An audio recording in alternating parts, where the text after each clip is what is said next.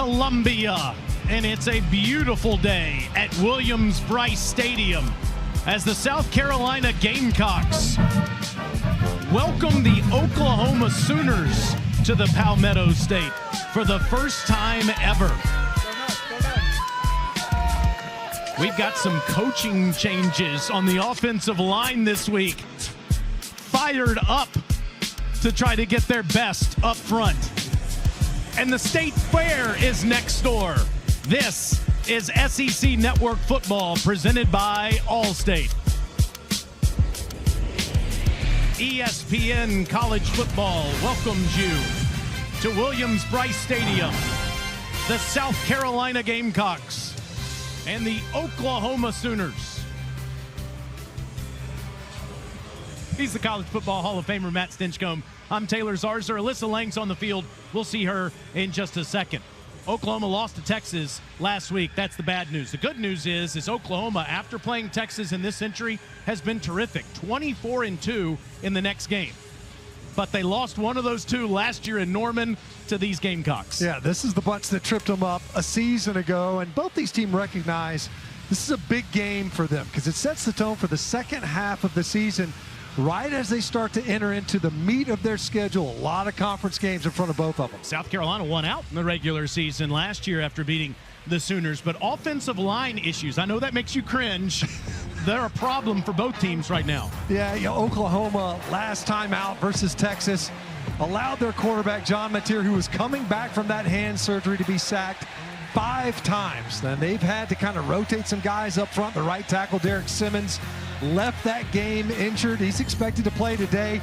South Carolina, same thing. Different personnel. We'll expect 2 different starters, both at center and at left guard for the Gamecocks. And as you mentioned, maybe the biggest change, new offensive line coach, the former offensive line coach and interim head coach, Sean Elliott, taking over that front. More on him in just a second. First, these are the guys that are playing quarterback. John Mateer for the Sooners, Lenoris Sellers for the Gamecocks, 2 of the very best in all of college football. Sellers needs some help, though, and for more on that, we go down to Alyssa Lang. Thanks, Taylor. Since you mentioned it, new offensive line coach for South Carolina this week after Shane Beamer moved on from Lonnie Teasley last Sunday. It is Sean Elliott, who's known for his passionate and fiery demeanor. Watch him during warm-ups with this O-line group, who we were told has responded well to his energy. Shane telling us that this was what this group needed. Practice-wise, meeting-wise, it was the best week that the entire O-line room had all season long. The big focus for them, cutting down on pre-snap penalties. Sean Elliott has been vocal in the faces of these guys all week long to help get them ready to do that.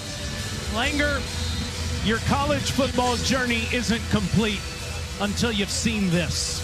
Sandstorm at South Carolina. South Carolina won the toss deferred. OU receives, and they will get it at the 25-yard line. We were just talking about John Mateer in the open stench. What a terrific start he had in his first few games, but then he had surgery on his right throwing hand on September 24th, fractured a bone in the first quarter against Auburn 4 days earlier, came back last week against Texas, threw 3 interceptions, but he's practiced this week, and they expect that rust to be gone here in Columbia. He was reportedly on a pitch count in practice in preparation for the Red River rivalry. Apparently this week he was full go in preparation for this one. How much does he lean on the ground game today? On the first play, fakes to Blaylock, throws behind his intended target over the middle. Isaiah Satania has become his favorite target in recent weeks, but that was off target, incomplete. And the story in this game, as you mentioned, see if they try to run it. There's just been very limited production from the ground game. That's a lot of pressure on John Mateer at quarterback and this wide receiving core. Can the Sooners get their downhill running game established in this game? Empty backfield on 2nd and 10.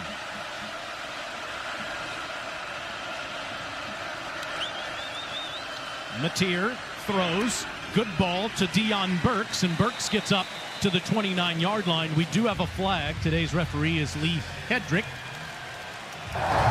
Holding on the offense, number 56, 15-yard penalty from the previous spot with the replay of second down. Stench, that's the true freshman left tackle, Michael Fasusi. Yeah, had to step into service early this season due to an injury of the intended starter in front of him, and he's working against Brian Thomas Jr., who's had a really strong season, opposite Dylan Stewart, who was the standout breakout star as a true freshman. And the crowd already very much engaged in this one, which hasn't really been a factor for the Sooners yet this year. On 2nd and 20, it's Blaylock breaking tackles into the Gamecocks secondary. And from 2nd and 20, it'll be 3rd and 2. J.R. Johnson on the tackle. You're just trying to be conservative right here. You don't want to lose any more ground. Great job up front, just covering up defenders. And Blaylock, much has been made about the ground game. Maybe the only bright spot this season for the Sooner rushing offense. Split field at the Cotton Bowl in Dallas last week. Played at Temple. No disrespect to the Owls. That wasn't really raucous. This is on Oklahoma's first 3rd down. And on 3rd and 2, a good ball and a first down ball to Burks, who turns and makes a cut to the South Carolina bench. It'll be a pickup of 11 for the senior transfer from Purdue. Deion Burks, Isaiah Satania already with targets in this game. That will be heightened because no Keontez Lewis available at wide receiver for the Sooners. In this one, he was one of the more targeted receivers in the 3rd down passing game, a trusted receiver at that. We'll see more from Burks, expect more from Satania, and Jaron Kanik at tight end, number 12. Up to their own 44, Mateer will throw, and that's caught at the 48 by Giovanni Gibson, who's tackled immediately by Judge Collier. It's a 5-yard pickup for Gibson. Could see more of him today too, Matt, given that Keontez Lewis defensive injury is not available for Oklahoma. Dylan Stewart calls that whistle. He is on his feet now, though. Obviously, the South Carolina sideline holding their collective breath. Dylan Stewart, one of the stalwarts on that defensive front. Judge Collier, they're glad to have him back in that defensive secondary. Was out for much of September with an injury. Did a good job of driving on that previous possession, on the previous catch there. 2nd and 5 for the Sooners near midfield.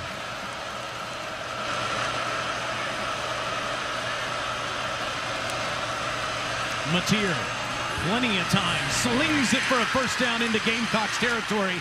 That's the big tight end you were talking about, Matt. Jaron Kanik, the senior from Hays, Kansas, picks up 16. Well, just quite the story. A former linebacker makes the transition to tight end. He's been incredibly productive coming into this one. 23 catches, nearly 350 yards before that one. Right now, Oklahoma, outside of that 2nd down run, they were able to pop Torrey Blaylock. It's all been through the air. I mean, empty backfields, 4 wide receiver sets. 18-yard run, 11-yard catch, 16-yard catch, and suddenly the Sooners down at the Gamecocks 35-yard line. Mateer will hand it off, and it's Blaylock who tries to get the edge. Wrapped up by Collier on the play, 2nd down. Good job that time just fielding this one. You see Mateer, you see it thankfully, that snap a little bit off and to his right, but that was the direction. The back was offset to his right. You see that, sometimes the center quarterback exchange is the most important pass that happens in every snap. Good job by Mateer fielding that one cleanly. Matt, we haven't seen Dylan Stewart out there since he came off the field a few plays ago, and I know Alyssa's checking on that. On 2nd and 7, here's a design quarterback run, and Mateer runs into Gamecock defenders just short of the first down inside the 27-yard line. We saw that last week. People had questions about that surgically repaired hand. They ran Mateer early, and he's active already in this one. And going quickly, throwing a line of scrimmage ball to Gibson, and Gibson gets the first. Got a block out there on the edge. Needed a couple of yards and got one extra. To get that ball out quickly. And so far, it's just no ill effects. Outside of that very first play of the game, ball was a little bit behind Satania. Otherwise, John Mateer looks like he is full speed in this ball game. Dylan Stewart is behind the bench talking to trainers right now off of the field. Keep you updated and see if Stewart can get back in there. It's 1st and 10 Sooners at the South Carolina 24. Blaylock and the freshman. It gets down to the 18. Alyssa, what's going on with Stewart? Yeah, I'm standing down here watching him, guys. He looks frustrated. He's been motioning towards that right hip, trying to sort of work that out. He actually has his hand on it right now as he's walking down the sidelines with the trainer. I'll keep you posted. Meanwhile, the Sooners get into the South Carolina red zone. Oklahoma's 20 for 20 in the red zone this year. They've scored 15 touchdowns. Incredibly efficient in this part of the field, something that plagued South Carolina a week ago in this part. Mateer hands to Blaylock, who gets the edge and gets the end zone. 18 yards, and the Sooners strike first.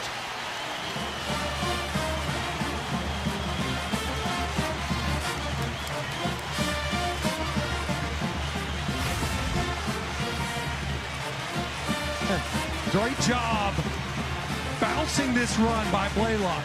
So he presses the hole inside and then bounces it outside, pulls those defenders inside. No edge support on that one. Judge Collier did a good job earlier in pass defense. That time in run support just got sucked too far inside. Tate Sandell makes it 7-0. There's been so much talk about Jaden Ott in the running game. How about the true freshman from Humble, Texas? Torrey Blaylock puts the Sooners on the board.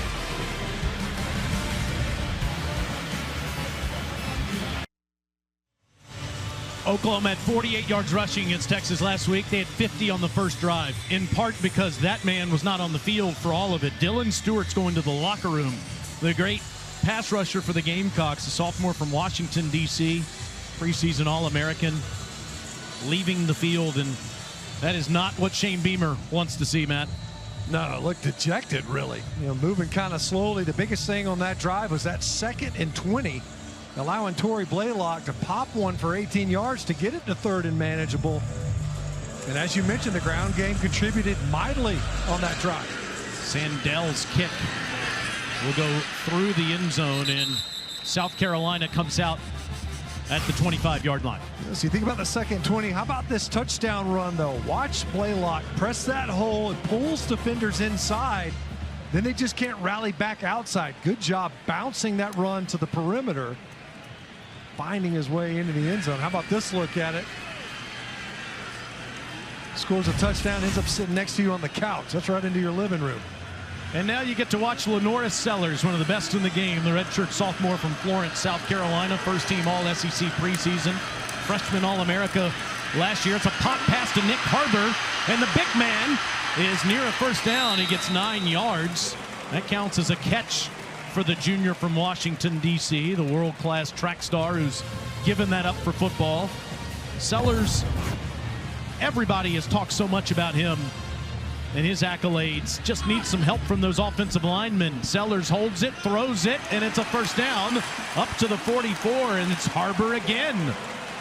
9 yards on the first play, 11 on the next. Look at the tempo that South Carolina is playing with, getting the ball out quickly on the first one. That time Sellers had to hitch before he could jam one in there to Nick Harbor.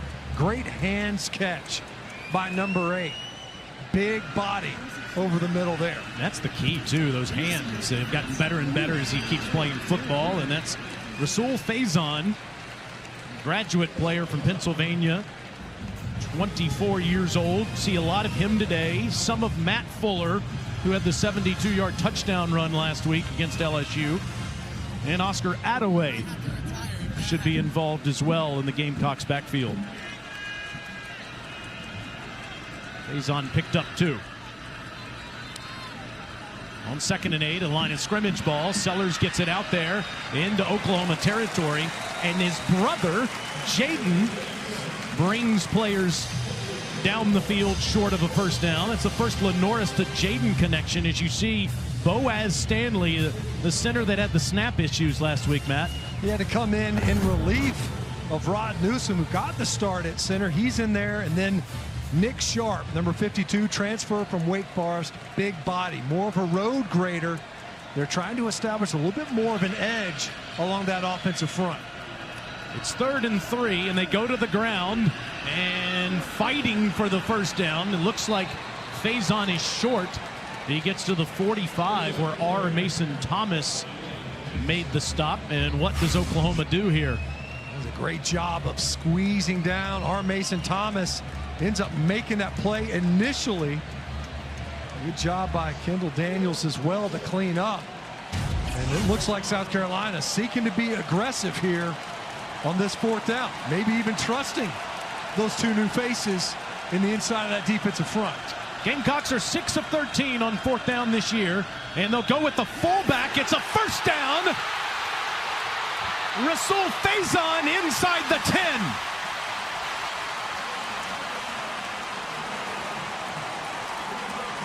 Oklahoma was loaded up.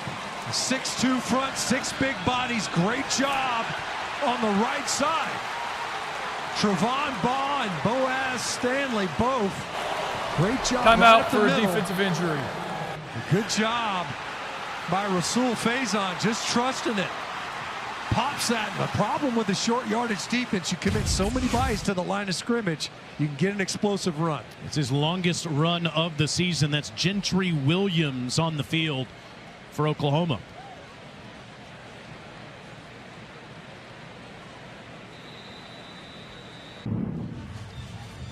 Wow, what a slate of SEC football today. On SEC Network, it continues at 4:15 Eastern with Florida against Mississippi State in the Swamp.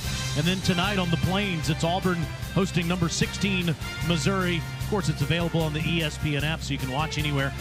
Matt, first time ever, all 16 teams in the SEC playing each other, and it's the only time it'll happen this year. Here it's South Carolina versus Oklahoma. Brent Venables' defense has been outstanding in the first half this year, but their backs are up against it as the Gamecocks have a 1st and goal at the 9. Now, last week in LSU, South Carolina was inside the Bengal Tigers 40-yard line 4 times. They scored 3 points. There's a point of emphasis in our meetings. They were talking about it already in this season. South Carolina offensively, in their 12 trips to the red zone, 3 empty possessions, 3 field goals. You got to come away with 6s when you get in this part of the field. Faison got him down here, and he gets the carry on 1st and goal and bangs into Sooners down near the 6. Great job on the backside seal. Faison just turns that into a downhill run. Already, Taylor, you can see the Gamecocks intent in getting the ground game going. Both of these offenses in this contest have struggled in the running game. Last week, South Carolina is able to rip off a big run. Obviously, that 3rd down, the big 36-yarder from Faison. At the 6, it's Faison again, and he's down to the 4. Crushed by Jaden Jackson, where it'll be 3rd and goal. Oklahoma, how about that? 1 touchdown allowed in the first half this year. The Sooner defense has only allowed 4 total on defense this season. 5 touchdowns against the Sooners all season long. Last week, obviously, that punt return. And you can see Oklahoma, late substitution. They can do that. South Carolina substituted as well. Big, heavy personnel for South Carolina. We haven't seen Sellers legs yet. And he hands it off, and it's a tackle for loss. Kendall Daniels. And the Gamecocks are backed up outside the 5, where it's 4th down. Not see William Joyce coming out yet. And the Gamecock offense is staying out there on this 4th and goal. This is one of the things that they had to guard against. Oklahoma's one of the best negative yardage defenses in all of the country, but not dissuaded. Staying aggressive on this 4th down. 10th play of the drive. Sellers in trouble. Tries to get out of there and can't get to the goal line. Oklahoma makes a stand. Taylor Wine with the touchdown saving tackle.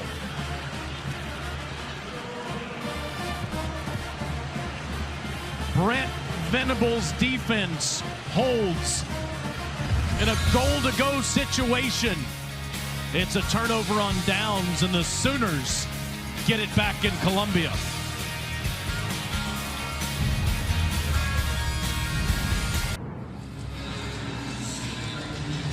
Welcome back to Columbia, where the Oklahoma offense will take over after a turnover on downs. Big story for South Carolina's defense after Dylan Stewart left the field and went to the locker room after that first Oklahoma drive. I'm told he went to the locker room dealing with a flexor issue.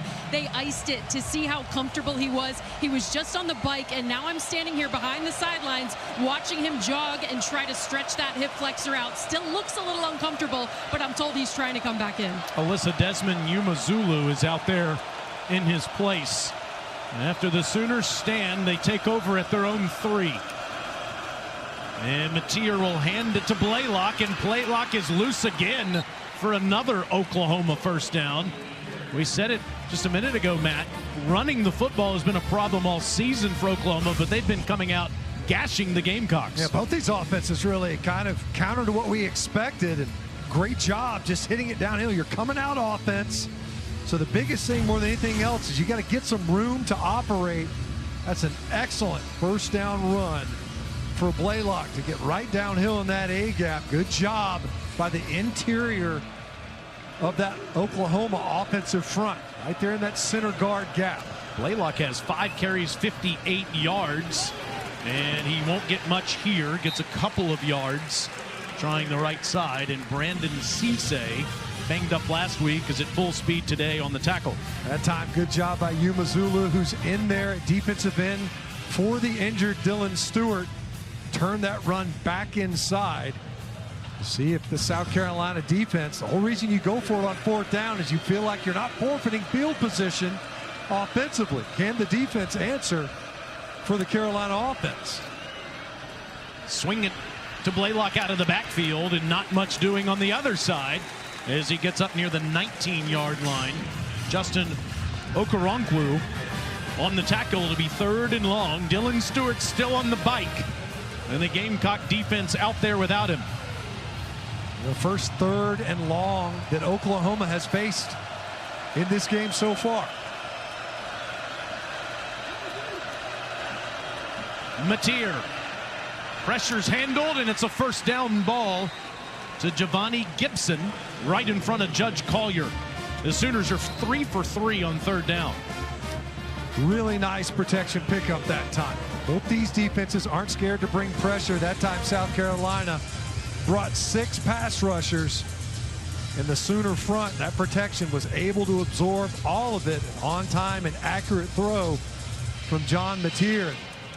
Other than that first pass, first play of the game, number 10 for the Sooners looks settled.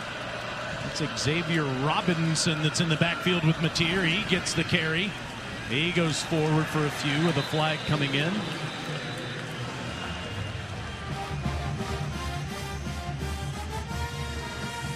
Shane Beamer in his 5th season here in Columbia was the associate head coach in Norman prior to that. There is no foul for an illegal block below the waist. The block was legal. It'll be 2nd down. After some discussion, the play counts, and we mentioned Robinson coming in to spell Blaylock there, Matt. Jaden Ott is available as another running back, but has not factored in and only carried the ball 1 time last week against Texas. Blaylock back in on the 2nd and 6. And Torrey is caught at the 31 by Sean Murphy. Junior from Virginia that started the first 3 has come off the bench in the last 4. Really well diagnosed by Sean Murphy, and good job of jetting that gap. Jake Makukla at that center spot just couldn't get disengaged quickly enough before Murphy was able to get in there and make the play in the backfield. It's 3rd and 5, and the Sooners are perfect on this down today.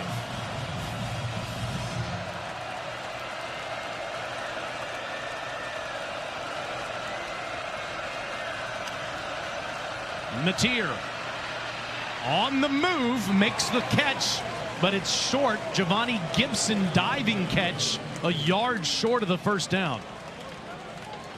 Throwing on the move that time, move that pocket, try to diffuse some of the pressure packages that South Carolina brings. But as you mentioned, just shy. That ball a little bit low. No chance for Gibson to run through that one. And let's watch what happens here as South Carolina tries to field this punt. Grayson Miller will come onto the field to punt it. And back deep, it's Jalen Kilgore, not Bakari Swain. Swain is playing on defense, but he dislocated a finger in practice this week and is not out there to catch this punt.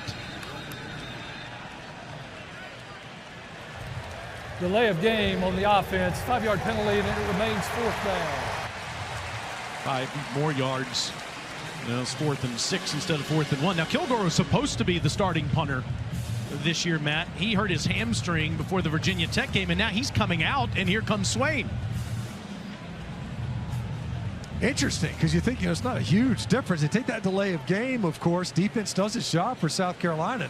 Look at you that. See that taped up hand. Yeah, I was just going to say, mention that it's taped up on the left side. You were watching it in warmups. He continued to nurse those fingers in warmups today.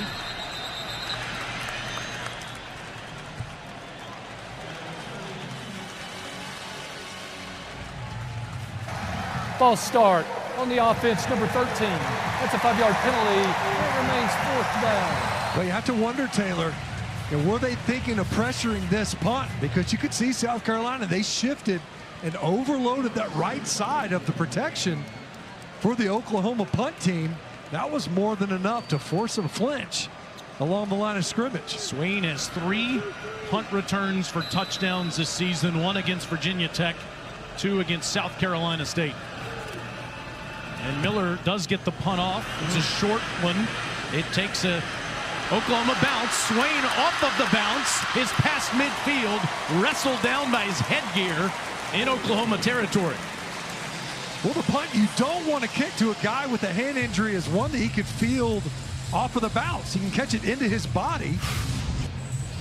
So this ball was not well struck, and Swain, he could just run into that one. Don't have to catch it out of the air.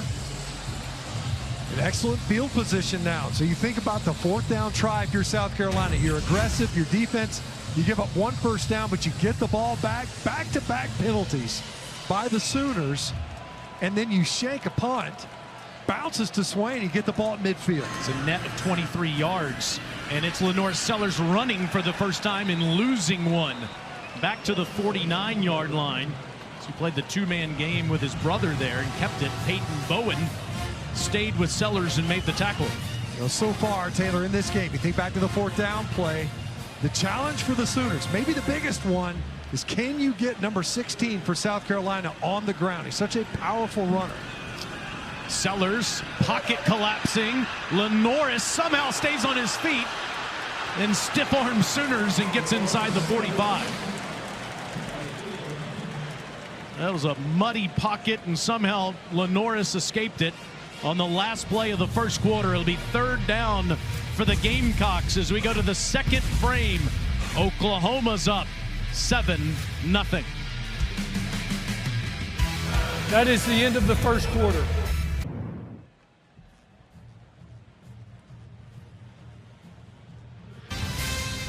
SEC football is presented by Allstate. You're in good hands. And in part by T-Mobile 5G Home Internet.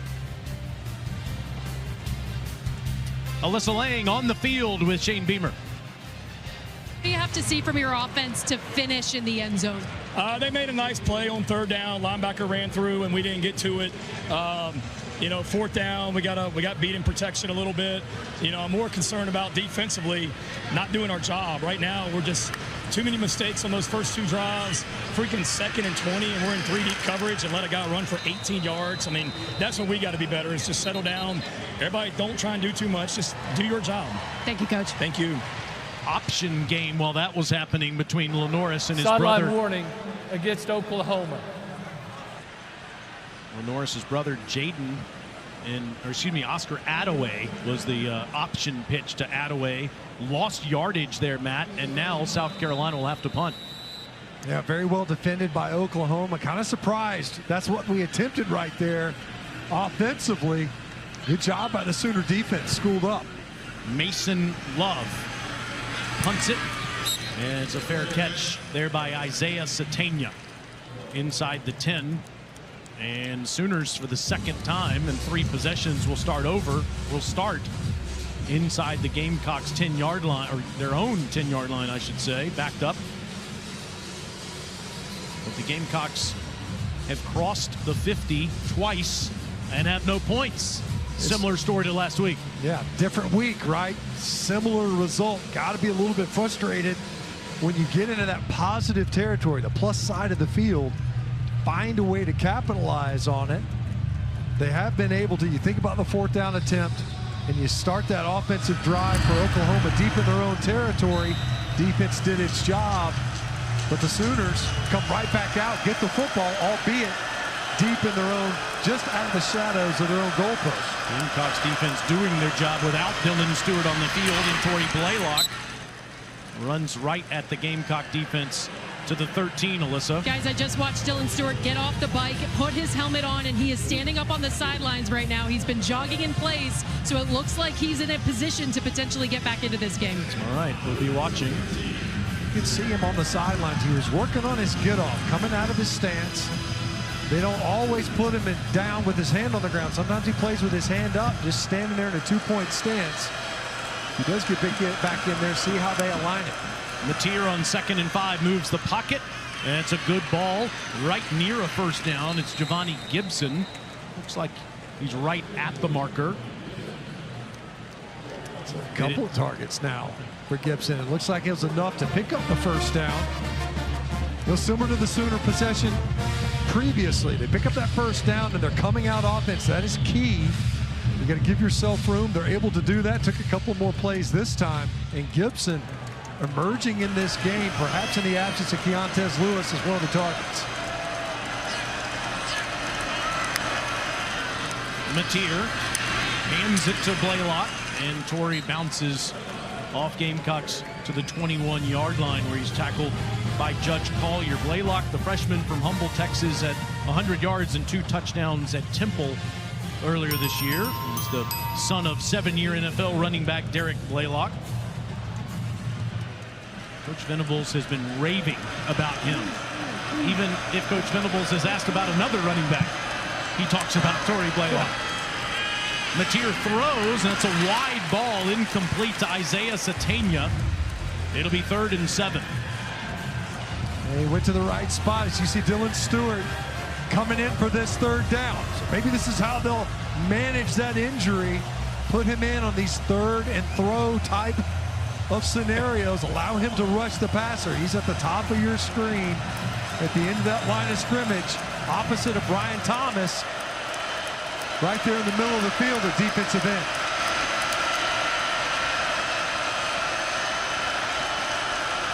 What kind of impact does number 6 make at the top of your screen?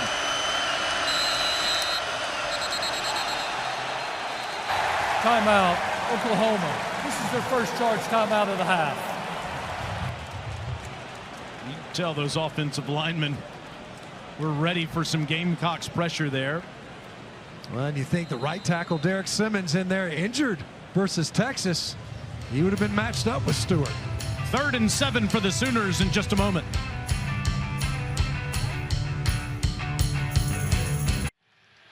Sooners and Gamecocks have had some hardware through the years in the backfield. Billy Vessels for the Sooners back in the 50s. Steve Owens in the late 60s. Billy Sims about a decade after that. George Rogers 2 years later here in Columbia, all winning the Heisman Trophy. And there's DeMarco Murray. He's the running backs coach, one of the best Sooner runners ever.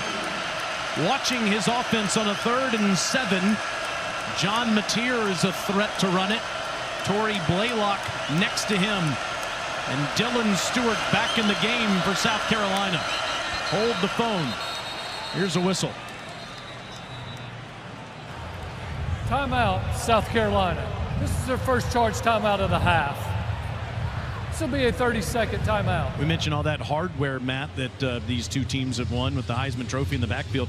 DeMarco Murray certainly one of the best coaches, or best players, I should say, in Oklahoma history. In the ground game, we'll get to him in a minute. Tonight after primetime game between number 16 Missouri and Auburn, we'll have SEC football final with Dari Noko, Chris Doering, and Benjamin Watson here on the SEC Network. They'll take you through the biggest stories of the day and break down all the games. It's available on the all-new ESPN app. All 16 teams playing each other. Vandy leads LSU 14-10. What do you think DeMarco Murray, offensive coordinator Ben Arbuckle, and Brent Venables do on this 3rd and 7? Well, I think that the running back's going to be a protector right here. Isaiah Satania hasn't gotten a target since the opening possession. He's lined up at the bottom of your screen. He's the #1 targeted receiver in this offense on 3rd down. On 3rd and 7, Mateer throws off his back foot. It's caught by the man Stink said they'd go to for a 1st down after he put his foot in the grass and made a cut back towards the seam for 10 yards. South Carolina brought Come out for pressure. a defensive injury. There's an injury on the field. Dylan Stewart down on the field after this one. They went to Satania, got the ball out quickly. Great run after the catch by the Arkansas transfer. And Dylan Stewart came in for that 3rd down. A couple of timeouts and some frustration, obviously, by the South Carolina Gamecocks. See one of their best players on the turf. It's just the last thing any South Carolina fan wants to see. Injured on the 1st drive, comes back into the game on this play, and immediately went to the ground.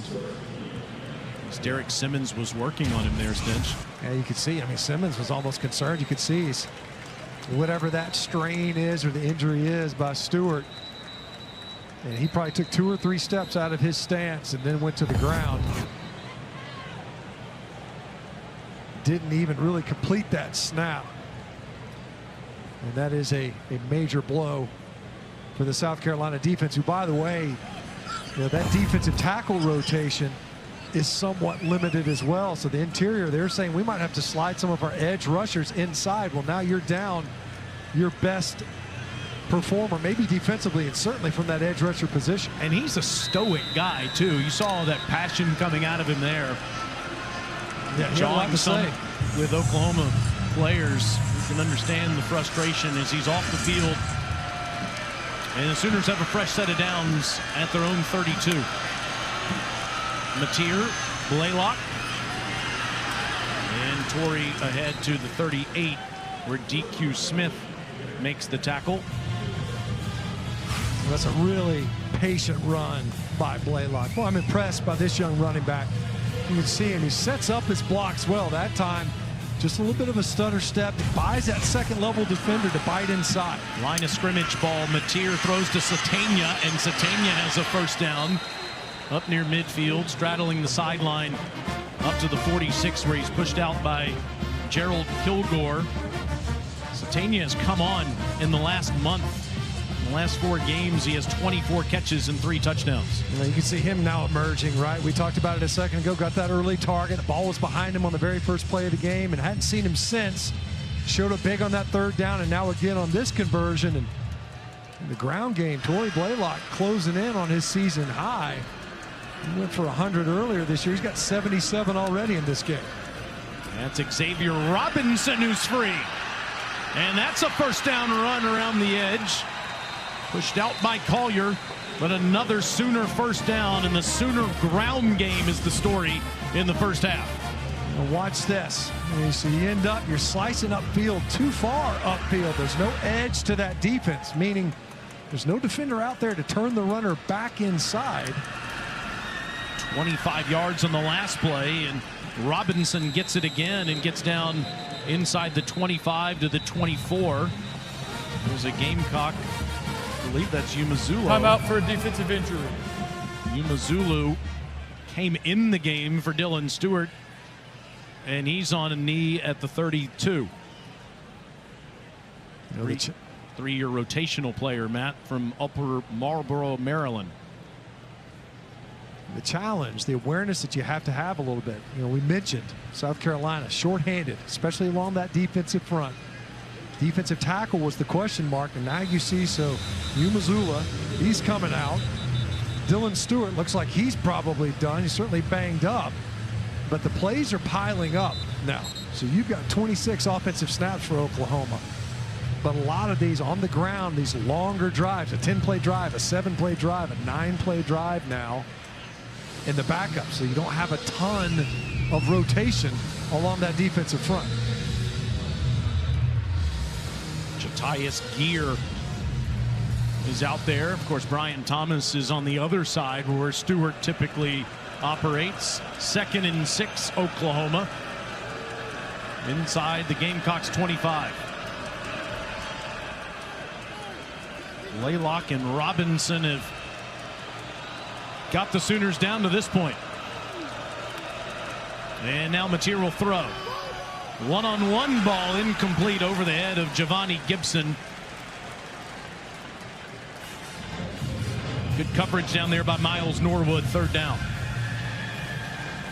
And as we mentioned earlier, so they haven't faced a lot of these 3rd and longs. They've managed them well, and of course, some of the teeth removed from that South Carolina rush without a Dylan Stewart carving off of that edge. And now, of course, no Yuma Zulu off the edge as well.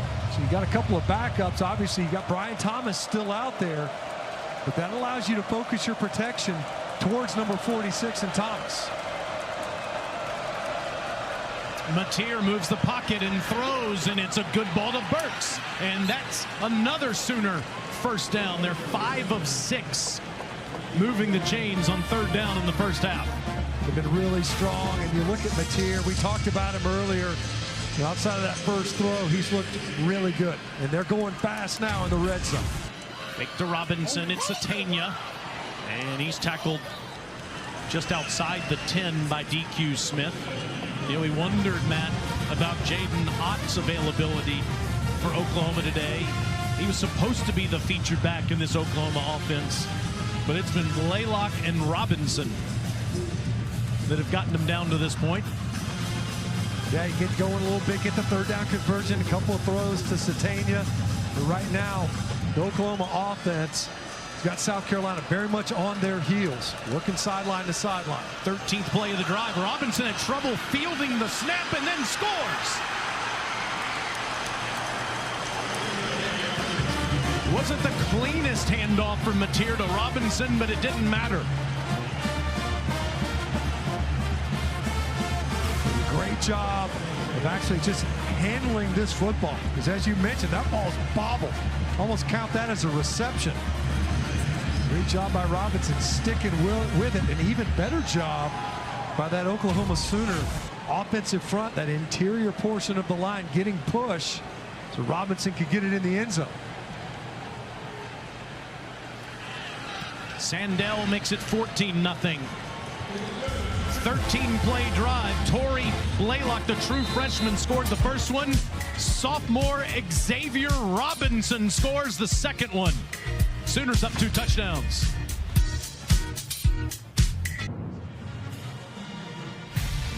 This is the SEC Network football weekday lineup. From Monday reactions to Friday previews, we have you covered throughout the season. Every show also available streaming on the all-new ESPN app. LSU and Vandy in a good one, and Nashville, South Carolina down 2 scores to the Oklahoma ground attack here in Columbia. The other 6 games to follow later on. 3 of them in the mid-afternoon and 3 of them tonight. How about Oklahoma's offense? Ben Arbuckle, the offensive coordinator in the red zone, has been terrific. 17 touchdowns and perfect 22 of 22. Sandell's kicked field goals the 5 times that they haven't gotten it into the end zone. Arbuckle in his first season as the offensive coordinator, coming over from Washington State.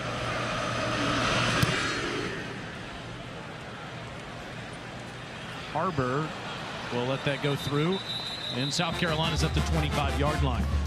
Brent Venables was at Clemson, and he had a 7-2 record against South Carolina as the defensive coordinator there. 4-1 here in Columbia, winning a couple of national championships as the defensive coordinator there in the 10-year span.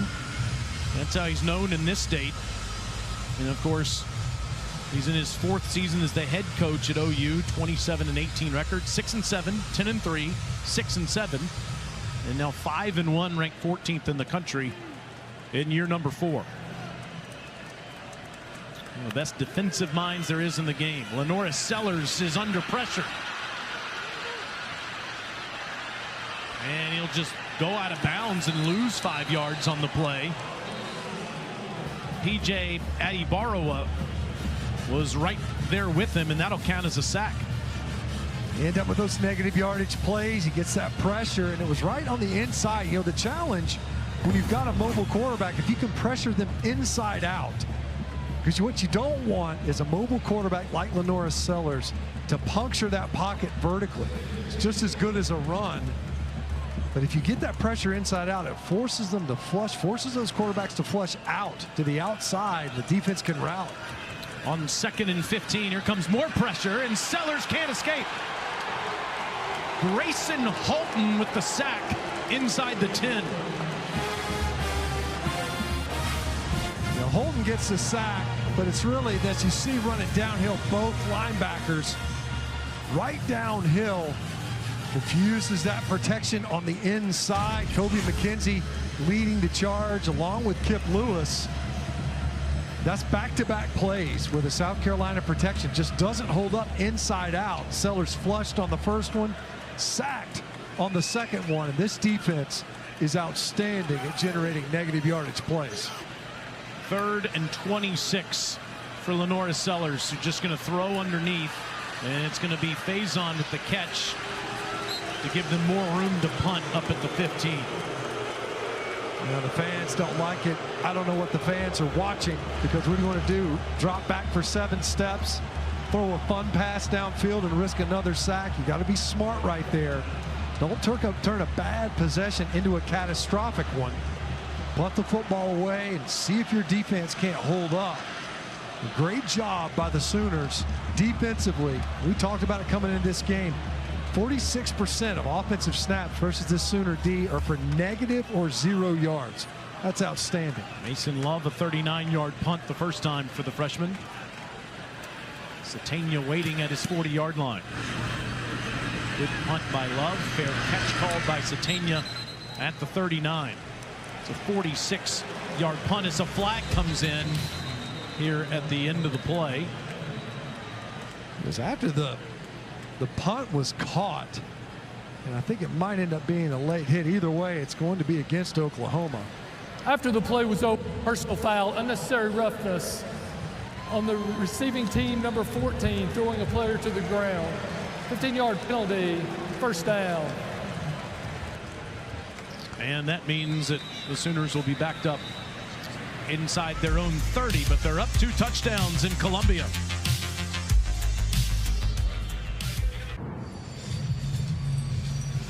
How about the game plan for Ben Arbuckle so far, the offensive coordinator at Oklahoma in his first season, coming over from Washington State, where he coached John Mateer and Cam Ward. Of course, Ward now plays for the Tennessee Titans. I said, is Mateer as confident as you are? And Ward said, well, I don't know that anyone is, but he's a little crazy like I am. Obviously playing through the hand injury last week, handing it off quite a bit here in Columbia.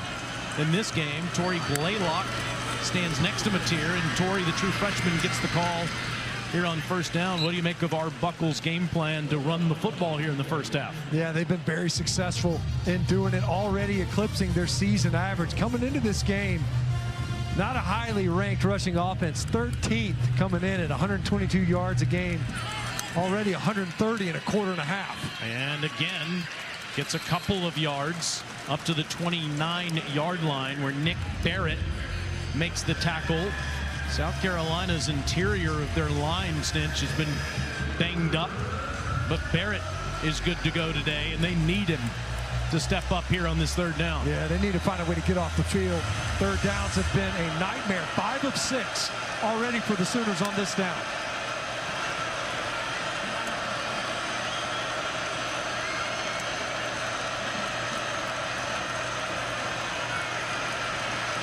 Mateer still with 5 seconds on the play clock. And John goes right side, and that's almost picked off. Trying to get it to Satania, and Jalen Kilgore almost grabbed it. Instead, it falls to the ground, 4th down. Well, they read their scouting report. They know where he's going to want to try to go with this football, get the ball out quickly. Satania, great job by Kilgore. He jumps that slant.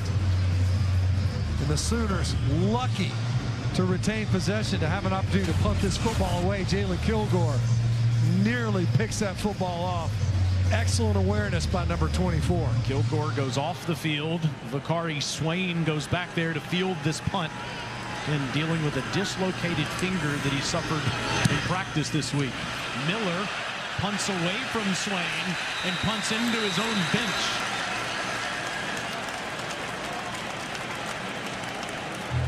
It's a short punt. South Carolina will have good field position.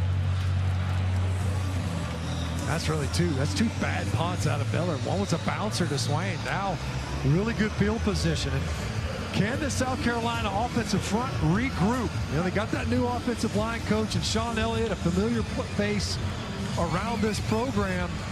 He's trying to energize these guys. They got to find a way to not only protect their passer, but be more productive on early downs, so they get out of these 3rd and obvious passes. Just a 19-yard punt. Sellers throws a line of scrimmage ball to the sideline, and out at the 40-yard line is where Jaden Sellers makes the grab, and the fans see a late flag. Looks like, you know, Sellers got slung to the ground well after he was out of bounds. After the play was over, personal foul, unnecessary roughness on the defense number 38, hit out of bounds. That 15-yard penalty will be added to the end of the run and carries an automatic 1st down. That's the 5th penalty on Oklahoma for 50 yards. That's 30 yards here just of late. A couple unnecessary roughness calls. You got one on the punt, and then clearly he's out of bounds. You know, you're looking at all your teammates. There's the chain gang. You should know, hey, maybe I'm out of bounds. I shouldn't throw this guy to the ground. You know, Norris Sellers, I don't think shared many meals with little brother Jaden, but he's sharing the football with him here today. Norris has about 70 pounds on little brother. He keeps it here, and he gets inside the 20, down to the 18-yard line. We were wondering when we would see a design quarterback run called by Mike Shula. Brent Venables, the defensive coordinator and head coach for Oklahoma, says it'd be great if Norris was just this or just that, but he's all of the above. On 2nd down, he throws. That's a high ball. Good catch made by Jacobs. And Vandravius is hit by Jaden Hardy. Now, I don't know if that either. I don't know how this wasn't a penalty. At first, I thought he had a helmet opening, but instead, it looks like it's the nameplate. He did not pull him down backwards, but it definitely looked like maybe they're saying that he grabbed below that nameplate area. You know, regardless, a heck of a play by Jacobs, because Harbor did not get a good block. It's 3rd down. Please reset the play clock to 25 seconds. It was not put down above 25 seconds. It will start on my signal. There's Sean Elliott, the fiery offensive line coach, who was the tight ends coach before Lonnie Teasley was dismissed. Of course, he was a Spurrier assistant, the former interim head coach. On 3rd down, Matt Fuller, his first run, got a yard. He needed 2. Kobe McKenzie on the tackle. It's 4th down. They brought in 2 tight ends, and now you see it. They saw it, went for it earlier on 4th down. That time they were much deeper in Oklahoma territory. As we've mentioned, the red zone has vexed this offense. That's the 6th tackle for loss by the Oklahoma Sooner defense. And this has been a problem area the last 2 times out for South Carolina.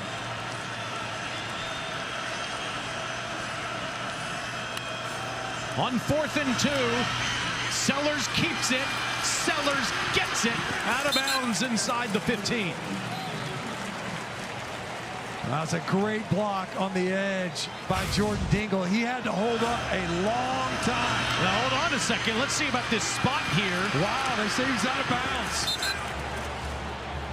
They're saying that Sellers was short of the line to gain. The ball was in his right arm.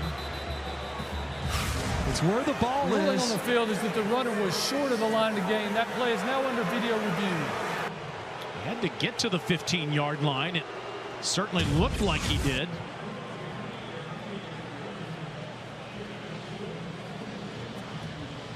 Yellow line, the yardage marker, the chain gang, all are positioned at the 15. Let's take another look. I don't know. That ball's in his right arm. It's hard to get a shot at. If we had a down the line shot, the ball's in his right arm. He steps out of bounds. And it's where the ball is when he's established down or crossing that boundary. I think there's some frustration there from Shane Beamer. Just put your head down, get the first down. You can see Sellers, he kind of, he extended his left foot. That doesn't really matter. What matters is where that football is. Watch him extend the left foot late. The ball's in his right arm. He did step on the 15-yard line, Matt, and that's exactly where he needed to get. Let's hear the call. After review, it is a first down. The runner made the line to gain. The ball will be inside the 15-yard line. First down. Massive call there for South Carolina. Yeah, I'll say, we both thought it happened, that they got the conversion from up here. A great job by, as I mentioned, Jordan Dingle holding up. It was a long time out in space to be blocking. The tight end transfer from Kentucky that made that play possible. Everybody in the stadium, I think, is aware of the struggles that South Carolina has had offensively in the red zone. You're facing potentially another give back. Instead, you get a fresh set of downs. Oklahoma's allowed one touchdown in the first half this season. 1st and 10, Gamecocks at their 15. Sellers, how does he get out of this? Again, he loses yardage. Kobe McKenzie wrestles him to the ground. Well, again, he's running for his life. Last week he runs for all these yards, just trying to keep the ball alive. And sometimes you trust your legs a little bit too much. There's edge pressure right away. Nowhere to go with the football because he was flushing to the right, opposite of Nick Harbor. Sometimes you gotta burn the down. Just dirt that ball. Get it downfield. You're outside of the pocket so that you don't have the negative yardage play. Second time they could have done that and didn't. Now 2nd and 13. Sellers design quarterback run. Gets that yardage back. And Davon Jordan on the tackle. Will be 3rd and 10. It was a nice block by Matt Fuller. One cut too many from Lenora Sellers. Just get downhill. Instead, he was trying to pick up another block on the second level to see if he could bounce it outside. Huge 3rd down. It's a full 10 yards and you still have to convert. You can get a first down still. But a huge 3rd down, and Oklahoma has heated up South Carolina on this down. Sellers drifts back, throws to the back pylon. Incomplete. Flags everywhere.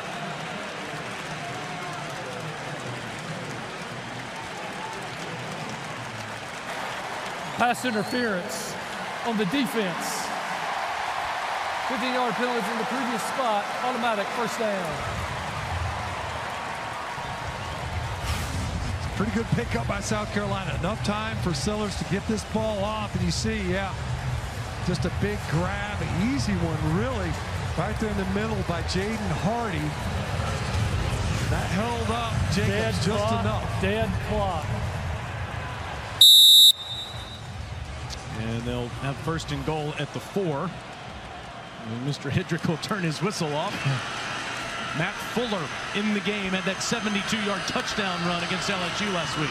Sellers throws to the end zone. Incomplete. And Harbor had no chance on the ball. And Eli Bowen will be called for this one. Pass interference on the defense, number 23.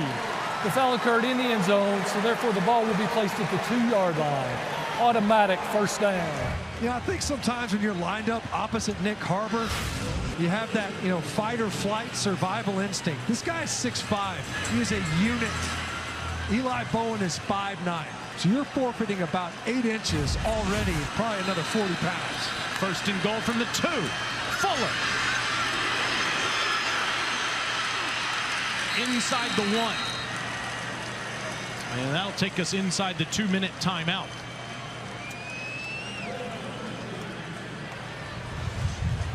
2-minute timeout. Timer. Please reset the game clock to 1:58, 1:58. Gamecocks have 2 minutes, 2 timeouts left, and they're on the doorstep against the Sooners.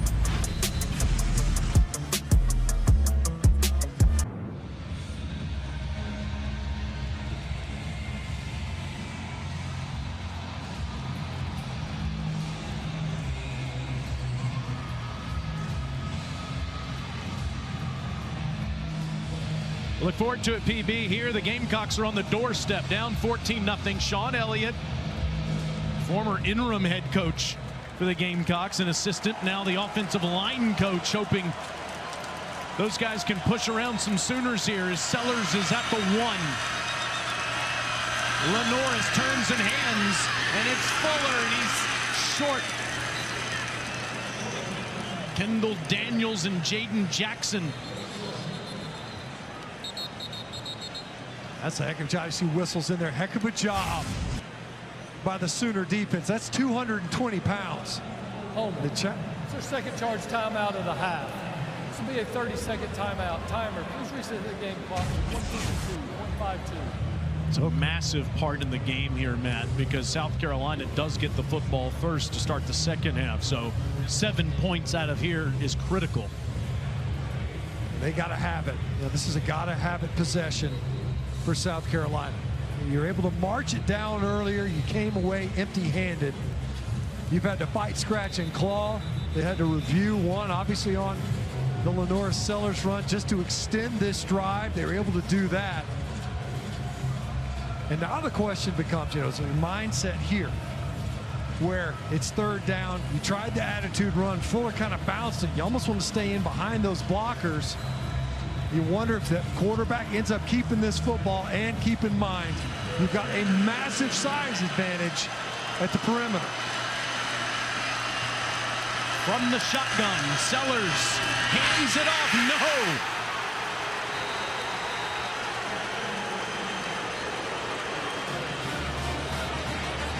No. Taylor yardage plays, guys. Taylor Wine on the tackle mat. He just wins right now.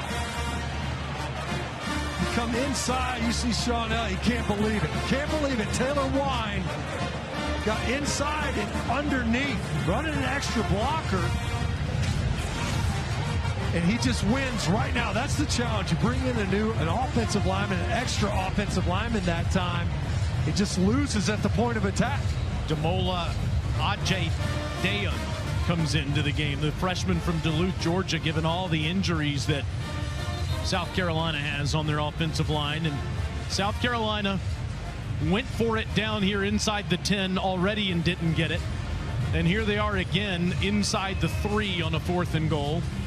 OU defense has only allowed 4 offensive touchdowns all year. South Carolina has been on OU side of the field 4 times. They have no points. And the offense is staying out there on this 4th down. That's an 8th tackle for loss, Taylor, in this game by the Oklahoma Sooner defense. And a massive one at that to back up the offense. Now do you see, you go to try to get the football to their huge target in Nick Harbor. He's a built-in mismatch. He's at the bottom of the formation. Sellers looks to the top. He throws to the end zone. Caught! Touchdown, Harbor!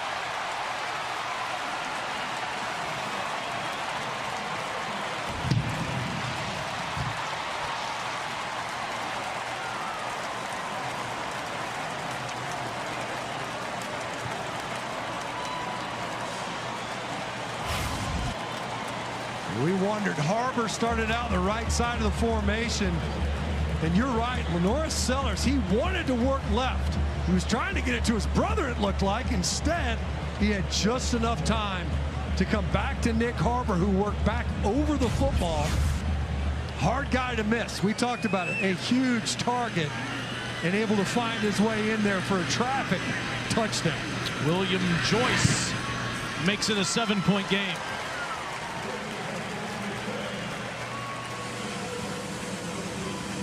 Shane Beamer's team had to have it with 1:43 to go here in the first half. Right, and you know, Oklahoma's been able to get home a lot. Watch Oscar Attaway He's coming in pass protection. Wow. You know, that's pretty handsy. Surprised. You've got two officials back there looking at it. Regardless, South Carolina maybe gets away with one, because that's what it took to have just enough time to come back to Harbor. Nowhere to go, trying to get it to Jaden Sellers to the left side of the formation. South Carolina needed it. They got it there, Taylor. Matt, their offensive line, Shedrick. For South Carolina, 49 is now 45. Shedrick Surratt, their left guard, true freshman's banged up. Nolan Hay, one of their centers, is unavailable. Their right tackle, Kason Henry's not in the game. Brian Rowe not playing at receiver. So they go to Jaden Sellers today. The injuries are mounting for South Carolina, and that's just on offense.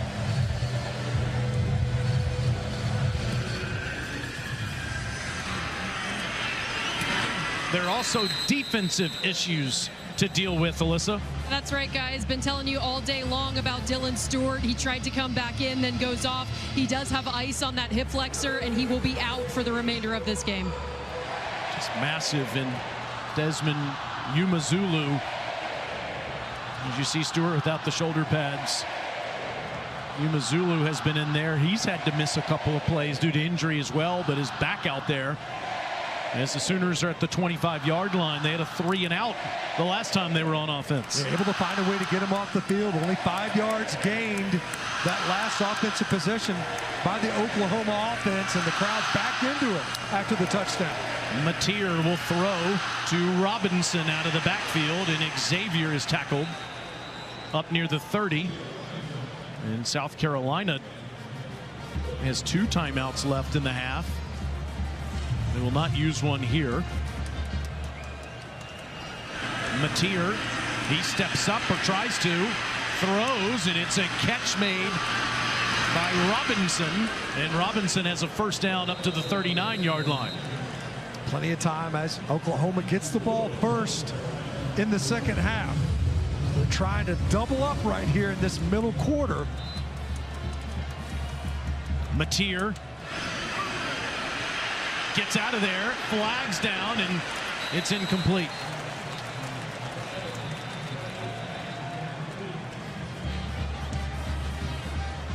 And correction, by the way, more Holding urgency. on the offense, number 56, 10-yard penalty from the previous spot. The replay of first down. Because Oklahoma has to find a way to try to do something with this one. What you don't want is that momentum to swing too much the opposite way. Holding penalty there, and it's been a dirty first half, we'll call it, from a penalty standpoint for Oklahoma. South Carolina, relatively clean game from a penalty standpoint. They've done an excellent job. The Sooners backed up repeatedly in the penalty game. 1st and 20 for the Sooners now at their own 28. Mateer keeping the play alive, throws, and it's incomplete. And there's a flag down.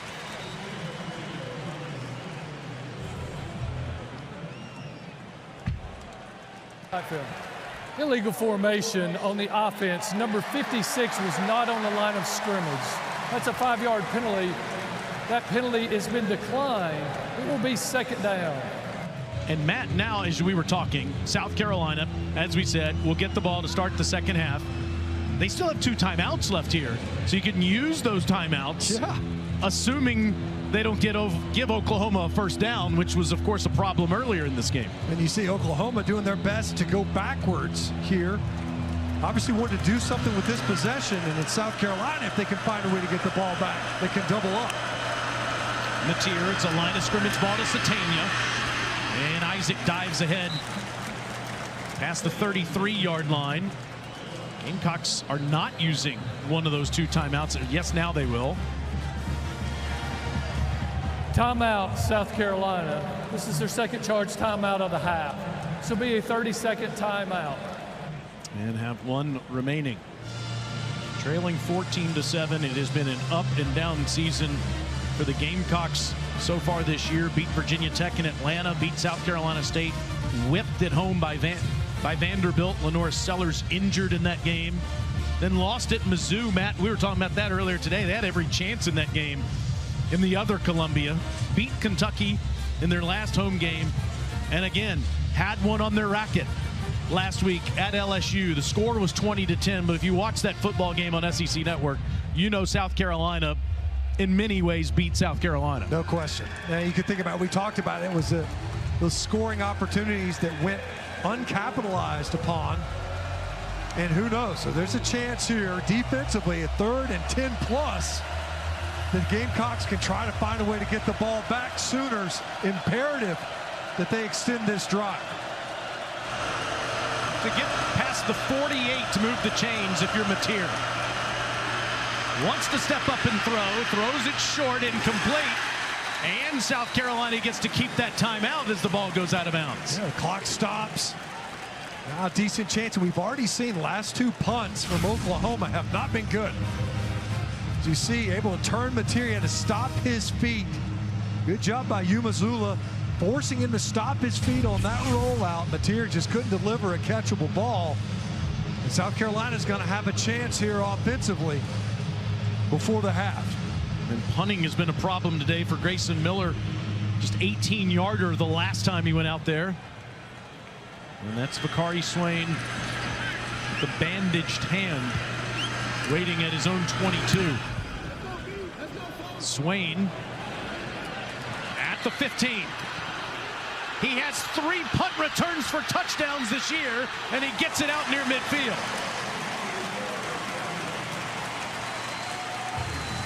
And he did it with only 8 fingers, because he's got 2 of them that I don't think are very usable. Great job by Swain. I mean, he fields that cleanly, and he gets upfield right now, decisive. No dancing. Pick up those yards. So think about that incomplete pass. Clock gets stopped. You get a nice return, and with 27 seconds to play with and a timeout in your pocket for South Carolina, the ball at midfield, and a quarterback in Lenora Sellers that can buy you time and hurt you with your legs. That's a tough spot for a defense. They have to be aware of the QB scramble. 32-yard return by Swain. Sellers throws underneath into Oklahoma territory, and Jacob Ulrich makes the catch. And Shane Beamer will call his final timeout with 21 seconds to go. Look at number 52. Looks like shaken up a little bit is Nick Sharp, who's in there at left guard. And we mentioned earlier, you said Shedrick Surratt, who started. Timeout, South Carolina. It's their final charge timeout of the half. This will be a 30-second timeout. Surratt started last week, was banged up for this one. They said he was available, but we watched in warm-ups. He did not participate. You see Sharp there on the sideline.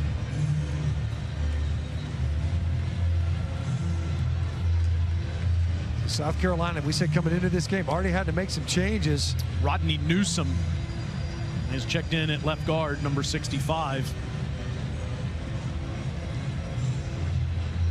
Gamecocks out of timeouts.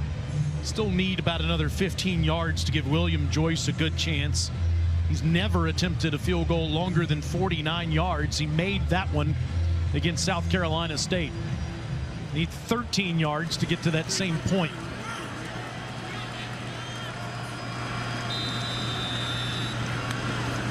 On 2nd and 3, Sellers another short ball and another catch made. It's a first down by Brady Hunt. Down to the 36, and the clock will stop with the first down, and South Carolina will try to clock it.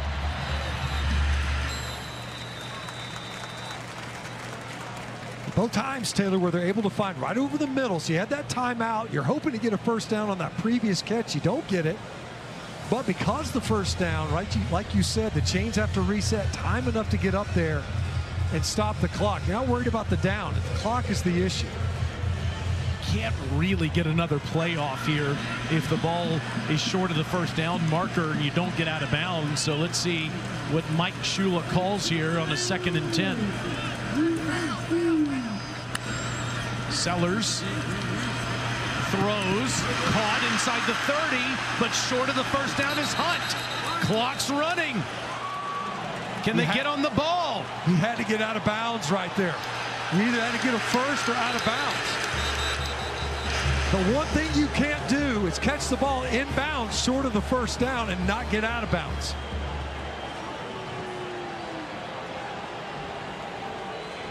I think what Shane Beamer's arguing, he's like, look, he didn't give him a chance to get up, get reset, but the defense was holding him down. Let's see what the officiating crew is going to say here. South Carolina's telling Oklahoma to come back. That is the end of the first half. Okay, never mind. There you go.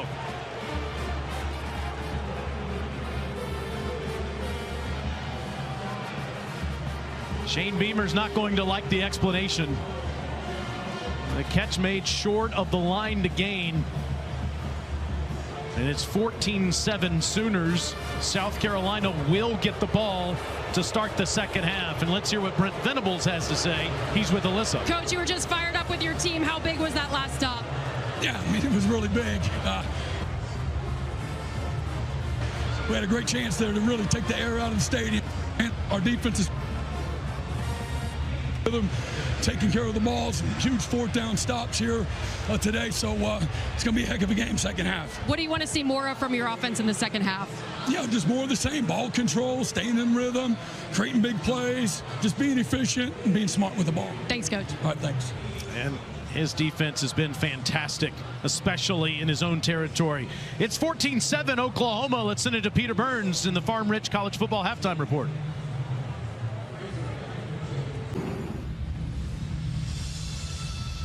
You're watching SEC football presented by Allstate here on SEC Network. Fun, food, fair, football, and all of it is fried. That's 5 F's, pal. He's the College Football Hall of Famer, Matt Stinchcomb. I'm Taylor Zarsner up here at Williams-Brice Stadium. We'll see Alyssa Lang in just a minute. Now, John Mateer, he had surgery on that hand 24 days ago.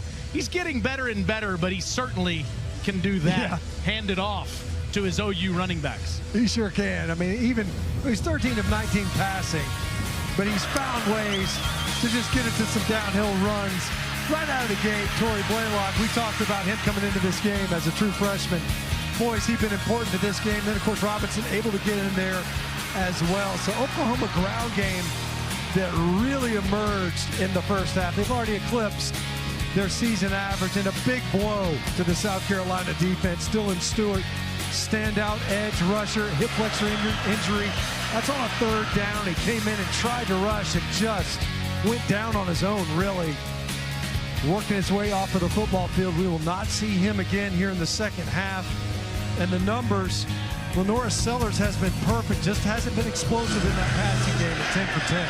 Gamecocks will get it at the 25-yard line. Let's toss it down to Alyssa. I caught up with Shane Beamer, guys, coming out of the locker room, and he said obviously scoring before they went into the locker room was massive for this team. I asked him about the message. He said offensively, we need to be able to finish drives. We can't be getting down to the red zone and not finishing.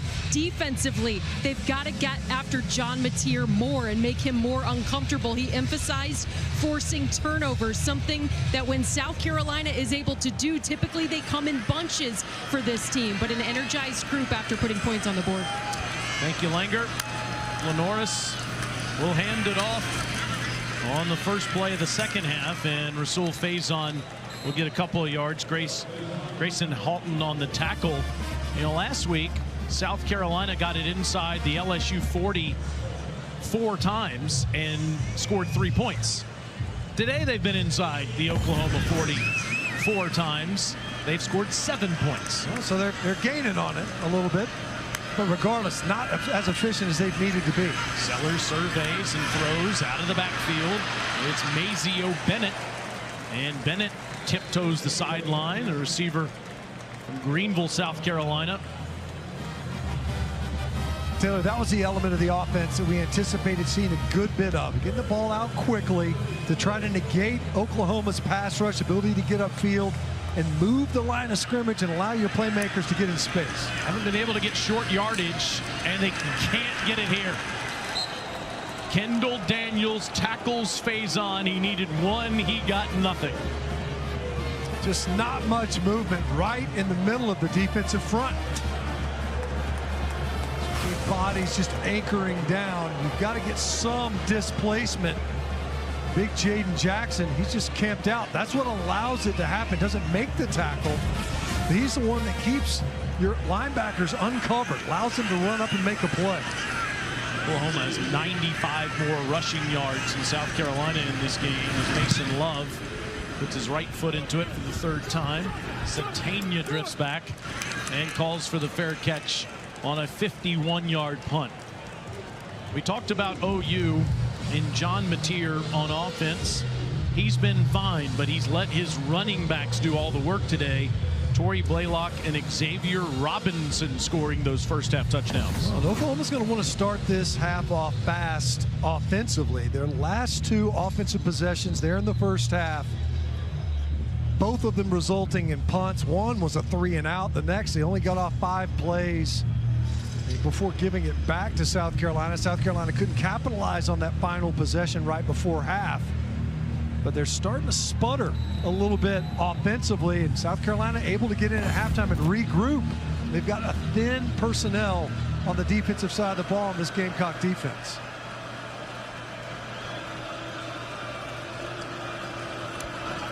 That's Satania, and they fake it to him. Mateer doesn't get much. Maybe 2 yards. You know, last week, John snapped a 10-game streak, Matt, of throwing and running for a touchdown. That's the third longest since 2000 in all of college football. He doesn't have a rushing or passing touchdown today. Well, only is really, I think, his second carry on the game. So they've been very judicious with how often they would give him the ball. Well defended by the Gamecocks. They stayed home, did not bite on that fly sweep motion to the perimeter.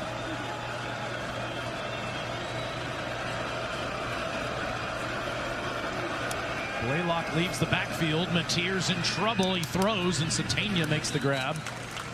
And he gets out past the 20, where Kilgore makes the tackle. And you just said it, Matt. Here's the difference in the game. This play coming up right here. And the South Carolina defense did a better job towards the end of it. You see Deion Burks late shift over there to the top of the screen. Mateer on the design quarterback run. First down, Sooners. Well, we talked about it. They picked their spots today, how often they wanted to run their quarterback. Already now twice early in the second half. You see what they do is he kind of bluffs. He did it last week versus Texas. Bluffs that now pass and gets downhill. Mateer hands it off to Blaylock, and he'll get a couple. OU 6 of 9 on third down. South Carolina 0 for 7. Really the key stat in the game. Big Monkel Goodwine was able to make a nice tackle on that one. Just an arm tackle, literally. That's all he had available. That was enough to corral Blaylock. But as you mentioned, you know, he has powered this ground game, upsurgent ground game for the Sooner offense. We haven't seen a ton of rushing yards on the ground. Mateer throws. Satania turns past midfield, and another Sooner first down. 19 yards on the reception.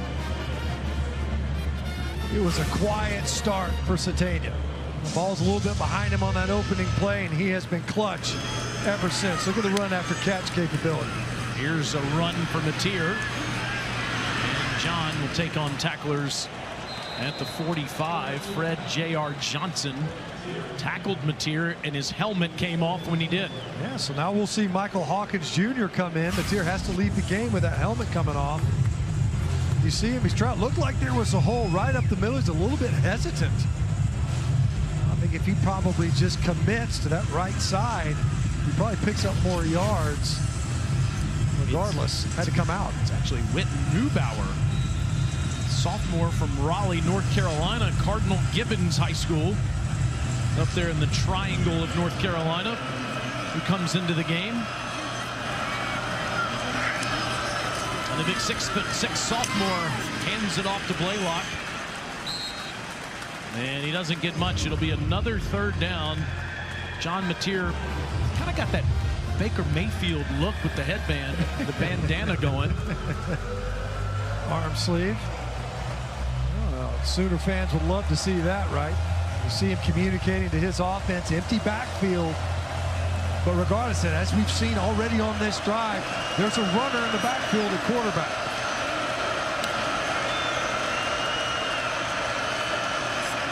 Keep in mind, as we mentioned, no Dylan Stewart available here in the second half for the Gamecock defense. Matier, another good ball, but Satania dropped it. Wow, we talked about it. We hadn't seen that since the opening play. The chance for Satania to make this catch, working against Jalen Kilgore. It's there.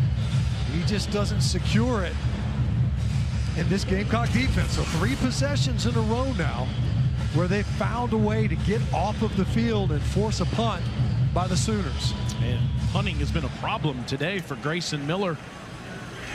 Kari Swain has had 2 really good returns despite a dislocated finger. Kari will let this one go over his head, and that's excellent. Grayson pins the Gamecocks deep inside their 5. Oklahoma up a touchdown in their first trip to Columbia.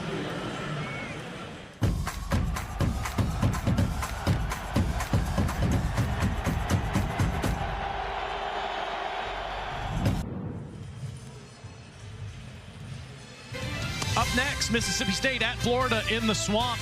Dave Neal and friends there at 4:15 Eastern, and then TV Tommy and the crew are there on the plains of Auburn. Number 16 Mizzou at Auburn at 7:45 tonight. Also get it on the ESPN app. That's Mike Shula, great quarterback at Alabama in the mid-'80s, head coach there in the early part of this century. Quarterbacks coach in the NFL for 17 years. Offensive assistant last year for Dowell Loggins. Now he's the offensive coordinator for Lenora Sellers. And how does he activate this ground game? Rasul Faison gets 3 yards there on first down. Faison did have a 36-yard run, Matt, in the first half. Other than that, the Gamecocks have struggled to get anything. Yeah, it's been a real challenge. You think about that touchdown drive. They weren't able to convert on either 3rd and short. They had to convert on 2 4th downs. They are right now 0 for 7 on 3rd down. They got to be more efficient on 1st and 2nd to get into more 3rd management. 2nd and 7 for Sellers. And another handoff and maybe a yard or 2 there for Faison. It'll be 3rd and 5. South Carolina had 50 yards rushing on their first drive of the game. -3 since. A lot of it, when you think about that first drive, was the big run by Faison. Was able to rip off a big one, a 36-yarder. And here, you have to get this first down. We've talked about it a couple of times for Oklahoma. They were able to successfully operate their coming-out offense. The key is you have to pick up that first down, at least 1 for possession's sake and field position. South Carolina's converted 3 4th downs, 0 3rd. Sellers hit as he throws, and it's incomplete. Pressure by David Stone there, and exactly what Brent Venables wanted on defense. And again, the pressure was inside out. David Stone won. He was singled up on the center, able to win right now versus Boaz Stanley. And when you win inside out, it's harder for that quarterback to scramble. Sellers had to kind of hurry that throw. He's trying to get it to Nick Harbor and just overthrew it. Love averaging 45 yards per punt. Satania is standing at midfield. Low punt, fieldable for Satania, back at his own 44. And tackled at the 47. Oklahoma up 14-7 midway through the 3rd quarter.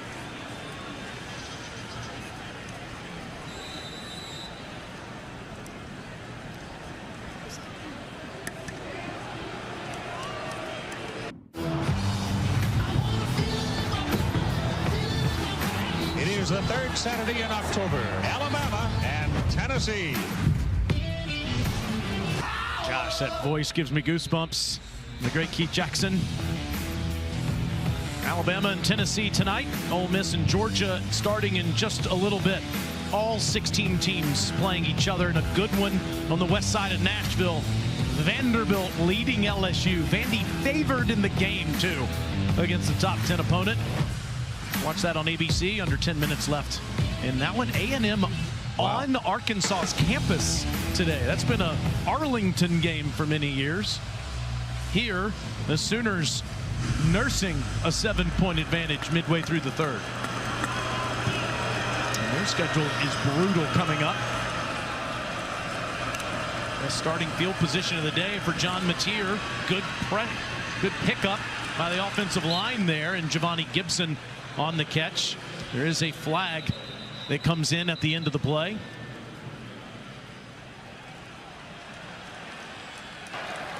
Pass interference on the defense number 8. The ball be placed at the spot of the foul, and it carries an automatic first down. And it goes on Judge Collier. Stinch, this is the only team Oklahoma has left on their schedule that isn't currently ranked. The next 5 opponents that Brent Venables will face are. We were talking about that for both these teams. Feels like kind of a must-have game when you talk about setting the tone for that second half of your schedule. Both of them have to find a way to get it done, because you stick your face in the fan. This all the way to the end now. When you look at that, Ole Miss, Tennessee is waiting on you if you're Oklahoma. Find a way to get back on the winning side of the ledger this afternoon. 26-4, the combined record of the opponents after today. That was the first penalty on South Carolina today. And Robinson gets a couple there on first down. We have not seen Jaden Ott today, Matt. It's been Blaylock, it's been Robinson, and both have been terrific. It's both, exactly. They've been enough. You know, Jaden Ott got in that game last time versus Texas, and we've not seen much of him today.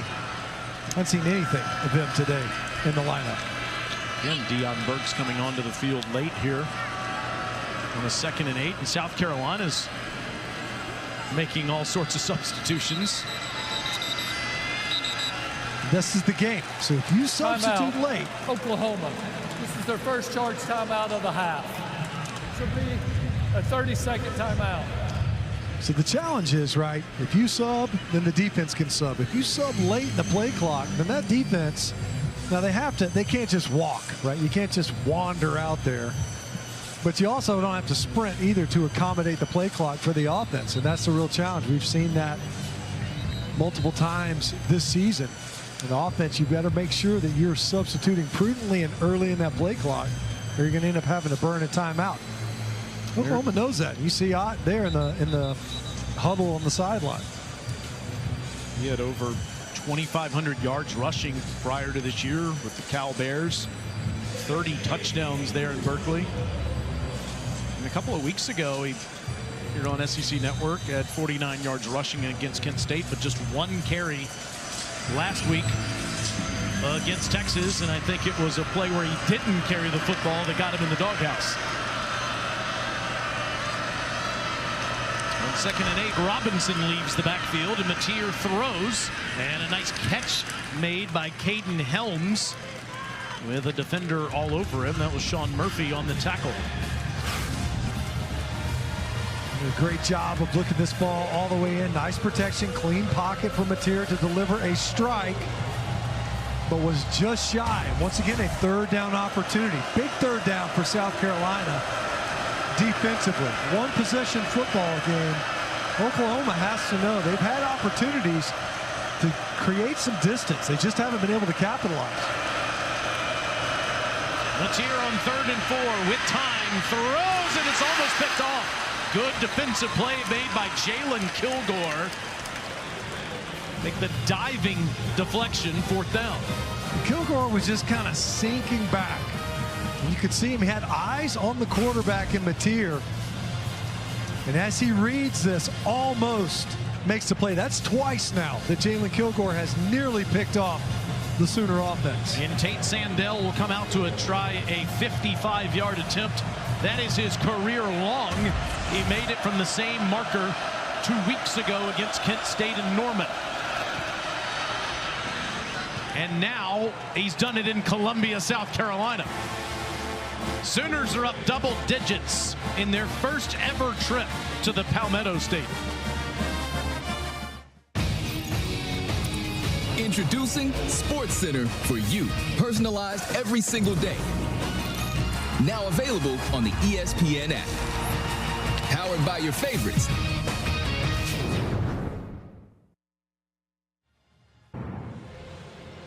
The State Fair of South Carolina, always an annual tradition going on while the Gamecocks are playing a football game next door at Williams-Brice Stadium. No surprise if you know Hunter Beamer, Shane Beamer's son. He's at the NFL exhibit showing off the cannon there at the State Fair. Shane, his dad, coming in. And look at Hunter. Hunter's going to work as a videographer here, evidently, for the Gamecock crew. We got the great SEC Network crew. We even have a crew here from the Tennessee Titans as well. But maybe Hunter can go to work for these guys. Hunter Beamer, Shane Beamer, Frank Beamer. All of the Beamers would love the Gamecocks to do something on offense here. We got to find a way to at least maintain possession. You think about it, back-to-back 3-and-outs now to start the second half. It has been an inauspicious third quarter so far for the offense, and you just afforded excellent field position. Oklahoma didn't do a ton with that previous possession, but they took over at midfield. Makes it really challenging. Got to get beyond that third down. Still 0 for 8 on the afternoon on third. Matt Fuller in the backfield. Sellers fakes in, wants to load up, throws the deep ball down there. Vandravius Jacobs is interfered with. Michael Boganowski. Interference on the defense, number 25. The 15-yard penalty will be enforced from the previous spot, and it carries an automatic first down. I don't know if Boganowski didn't know where the ball was, because he could have easily made a play on this pass. Sellers hangs this up. It was almost like he was letting go of a balloon. That ball was up there, just hung in the air. And Boganowski just panics at the end. Jacobs was underneath it. But it easily could have been Boganowski to turn around and make a play on that pass. Yeah, I think Kip Lewis pressured Sellers there, and it's why the ball was so underthrown. But it's a 15-yard penalty, and South Carolina now at their own 40. Sellers to Sellers, and Little Brother tries to take off, and he gets a few yards. Lenoris handing off to Little Brother Jaden, who is featured prominently in today's offense for the first time, Matt, with Brian Rowe injured. It was supposed to be a throwback here. So you give it to him on the rocket sweep. You see Lenoris Sellers, the quarterback. So he ends up rolling out. His brother Jaden was looking to throw it, didn't like the look. It did have a defender that hung out. Didn't like it, didn't trust it, was able to get at least some positive yards. On 2nd and 5, Lenoris on a little screen to Fuller. Matt will dive ahead near the 48 where Guillory makes the tackle, and here comes one of those other third downs you're talking about. Be able to drop it off to Fuller. Does a good job of running through that first tackle just enough to fall forward for another 3 or 4 yards to get this to 3rd and short. But I'll tell you, we've seen this before multiple times. 5 times where South Carolina has had it for 4 yards or less to convert on 3rd, and they just couldn't get it done.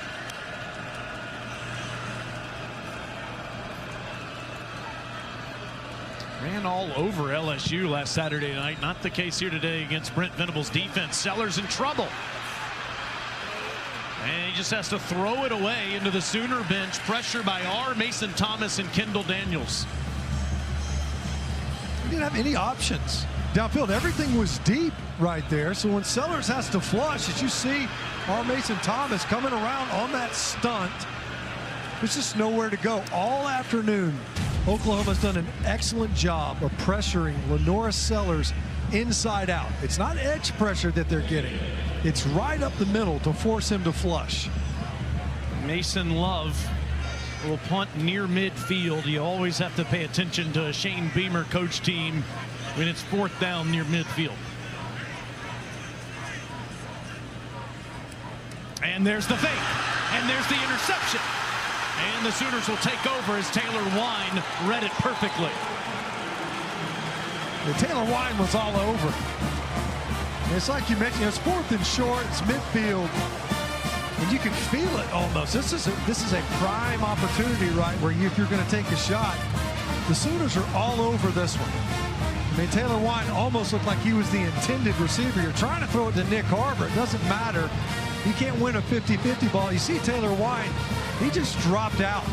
Saw that coming all the way. If Taylor Zarzer knows it's a fake, then you know Taylor Wine knows it's a fake. Well, you think, the head coach for the Oklahoma Sooners, coached at Clemson a long time. He's been on the opposite sideline of the South Carolina team, Shane Beamer. And we've seen it last week, previous 2 weeks, where South Carolina's been aggressive in special teams. And this time, cost them field position right here at midfield now for Oklahoma. 2 possessions in a row. Sophomore from Brentwood, Tennessee. First career interception, gives the ball back to John Mateer, and Mateer will move forward about a yard. Troy Pikes on the tackle for the Gamecocks. South Carolina defensively have performed relatively well. You see the rushing yardage generated by the Oklahoma Sooner running backs. You mentioned, obviously, it's been centered on Blaylock and Robinson. Mateer has contributed a little. The QB running game has not been big this afternoon, but the running game in general has. And here's Blaylock. Big hit. It'll be third down, Alyssa. I was just watching on the sidelines before the Oklahoma offense ran back on the field, guys, the way John Mateer is such a leader of this football team. And talking to Brent Venables before the game, he said there's no guy better to be leading a team on the road after a disappointing loss a week ago. You could tell after that last offensive possession, guys were a little bit frustrated. Receivers coming off the field, shaking their heads. Mateer went over, encouraged them. Their smiles on the faces as soon as they came back out on the field. The intangibles you're talking about there. 3rd and 5. Mateer on a bubble. Gets it out there with flags down. Blaylock gets out of bounds. And he would have the first down, but let's see what's going on in the backfield here.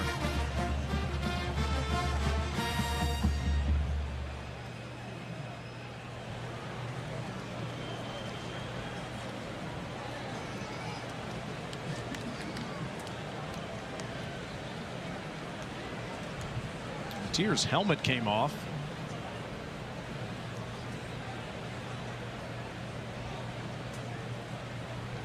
Personal foul, roughing the passer on the defense, number 12. That 15-yard penalty will be added to the end of the run.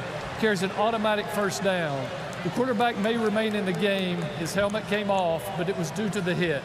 First down. Jatius Gear in the game, Matt, due to injuries to South Carolina's defense. Yeah, top of your screen, working against the true freshman. Look, ball's out, and you got to know by now.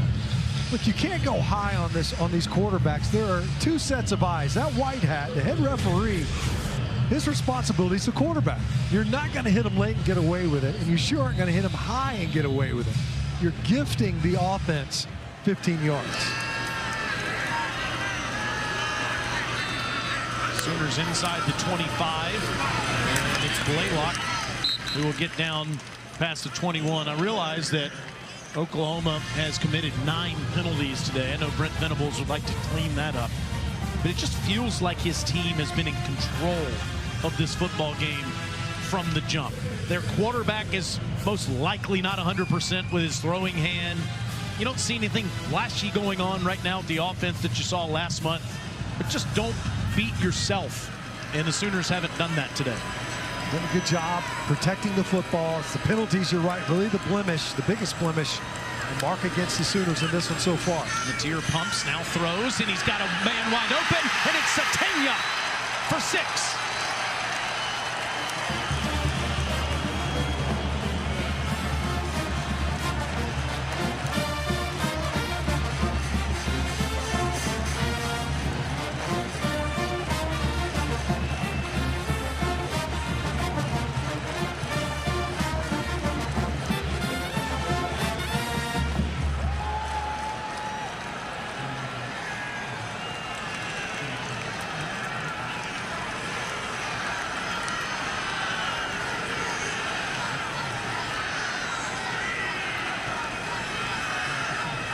Sooners are 23-23 in the red zone this year with 18 touchdowns.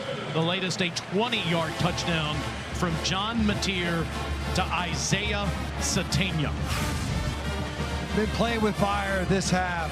has South Carolina, and you see just a little bit of a pump fake, and Satania working against Gerald Kilgore on that far side, able to drop one in there. Great job by John Mateer finding it, one of his favorite targets in Satania. Great look at it from the pylon cam. That's been a busy pylon. That's 2 touchdowns we've seen right over there. You know, Satania had 3 touchdowns in 3 years at Arkansas, Matt.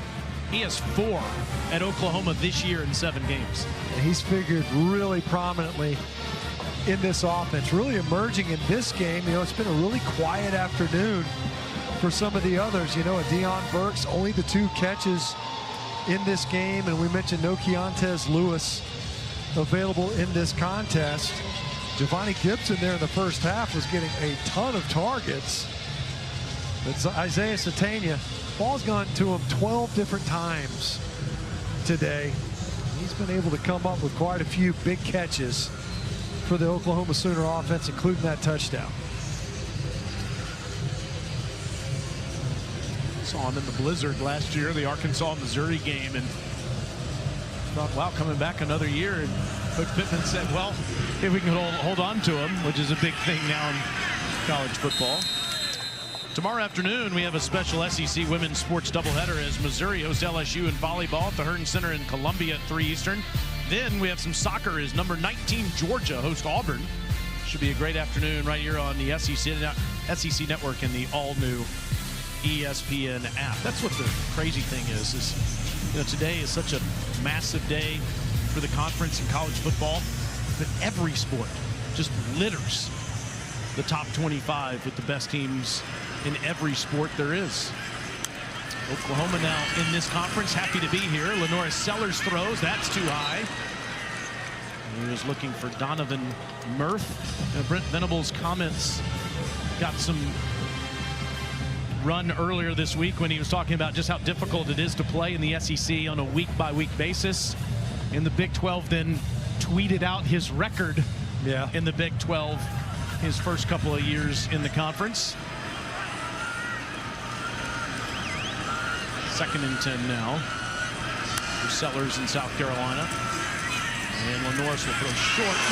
Little brother Jaden is crushed by Reggie Powers, and flags come in.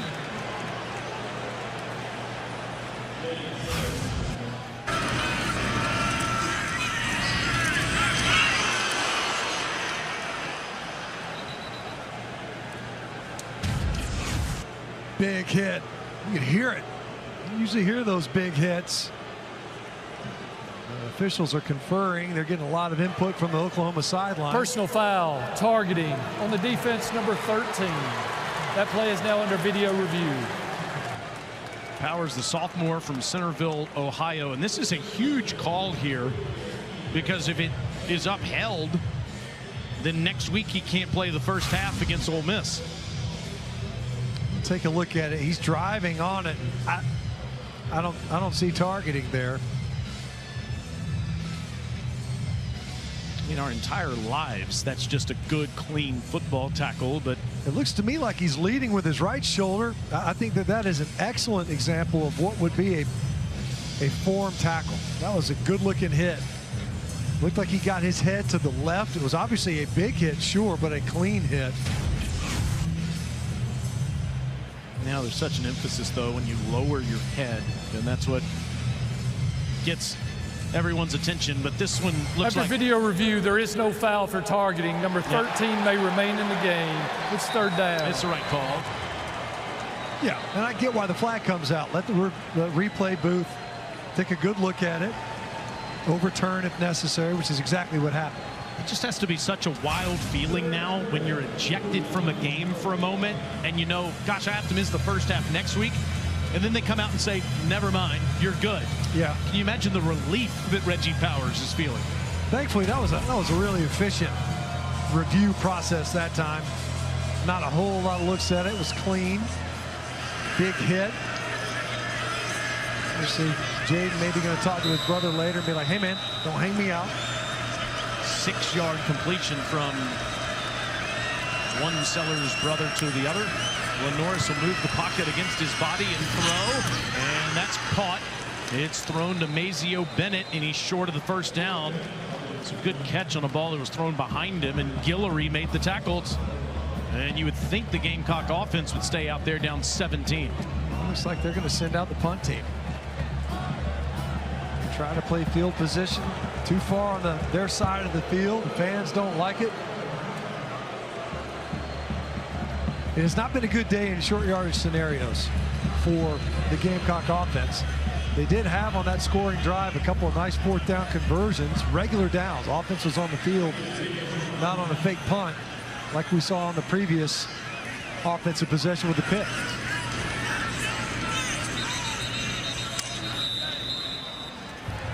Delay of game on the offense, 5-yard penalty, and it's still fourth down. You know, Matt, it feels right now like Shane Beamer's team is at a crossroads. Last year they were 3-3 coming into this football game and whipped the Sooners, causing all those turnovers in Norman. Won the game 35-9 and won the last 6 games of the season. But this team has a significant amount of injuries right now. Trying to find more issues. A delay a game. Looks like we're going to get a false start on the offense, number 23. That's a 5-yard penalty, and it remains fourth down. You got procedural issues, injuries. Lost Dylan Stewart on defense in this game. You're going backwards, right? So now that's 10 yards in penalties. You can't afford to have it. They're not creating room for this punt. They're just conceding field position. It has been a nightmarish third quarter for the South Carolina offense and now special teams. 4th and 1 to 4th and 11 in Love. A low line drive punt that Satania can field. And more flags on the field.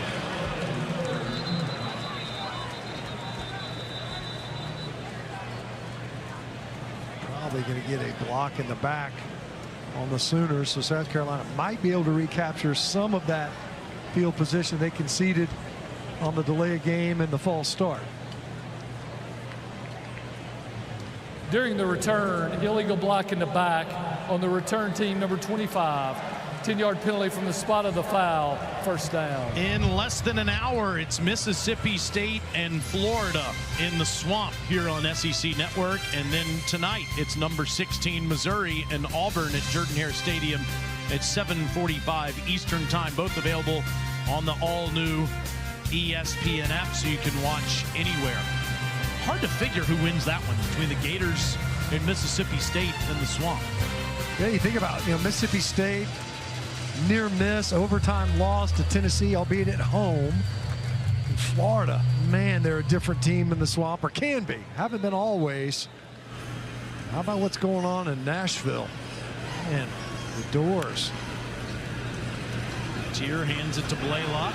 Torrey gets up to the 35-yard line. The headsets are off in Nashville as we have the ESPN app up here in the booth. Over on ABC, it looks like Vanderbilt's a few seconds away from knocking off LSU.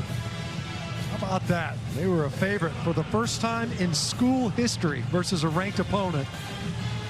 And they validated that confidence coming into the game.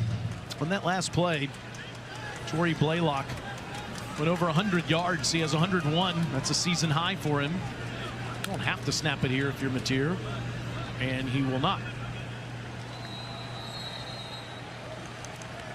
Sooners dominate the third frame. That is the end of the third. Coach Arbuckle loves it. You're watching SEC football presented by Allstate.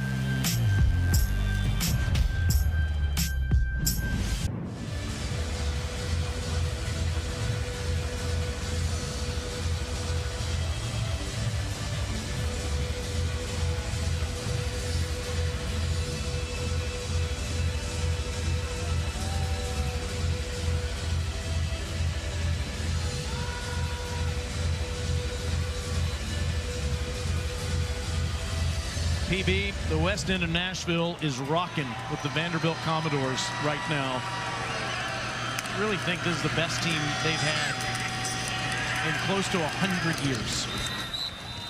Here, Oklahoma leading South Carolina 24-7 as we start the fourth quarter. And there's Gabriel Brownlow-Dindy that was in on that tackle. The Sooners have been terrific on third down today. They're 7 of 12. Meanwhile, the Gamecocks haven't converted any of them. It really has been a great afternoon for Oklahoma offensively and defensively. Third down, in a lot of ways, been the story of the football game. Low snap, and Mateer is going to drive a defender with him. Judge Collier right at the marker. See where they spot him because he extended that football right as he was leaving the field. Collier forced him out. So I had to bounce that run. No room on the inside. Watch him extend the ball at the end. They say first down. It's great awareness by Mateer. Doesn't seem like the biggest play in the game, but it just says a lot about this guy's nature. You know, Alyssa was just talking about how he's always trying to encourage people on the sideline. Just never would have thought that 17 days after surgery, he'd come back and play in the Texas game like he did last week. They hand it to Robinson, and Mateer threw 3 interceptions in the game. But the first thing Brent Venables told us when we met with him this week is you just wouldn't believe this guy on Sunday. After losing to Texas, the leadership that he showed the rest of his teammates, and he's proving it with the way he plays out there in the field too. Well, I thought it was interesting, you know, they talked about, you were asking him about what Cam Ward had said about him, about their time together at Washington State. Venables and Arbuckle said, look, he's confident because of his preparation, the time that he puts in to get ready for games. Thanks to Xavier Robinson, keeps the ball and gets down to the 45, Alyssa. Yeah, one of the other things that Coach Brent Venables was telling me before this game started, you know, last week felt like he was pressing a little bit. Obviously, John Mateer did not get the reps going into Texas week, but he said, I also want him to trust in everything else around him. I don't want him to feel like he has to put all the pressure of Oklahoma football on his shoulders. While they trust him if he needed to, he wants him to know that the rest of the team has his back as well, and he doesn't have to be Superman all the time. I think we've seen a good display of that today. What does he do on this 3rd and 6?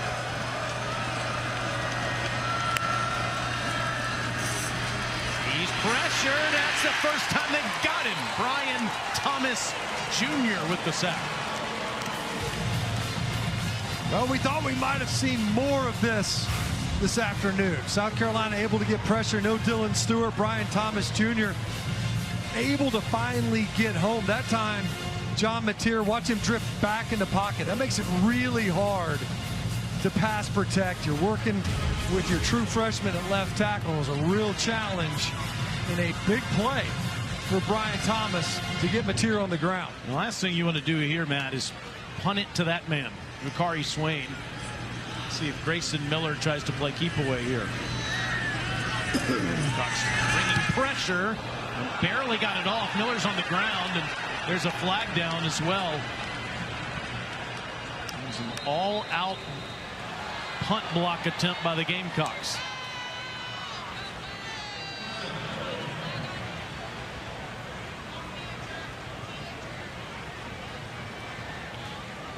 Initial call was running into the punter.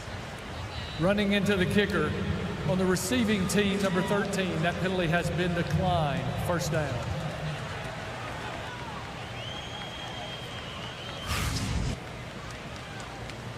You see it here, and it's clearly off. You got to come on. You got to pull up a little bit. Didn't matter. They declined it. It's all Sooners in South Carolina.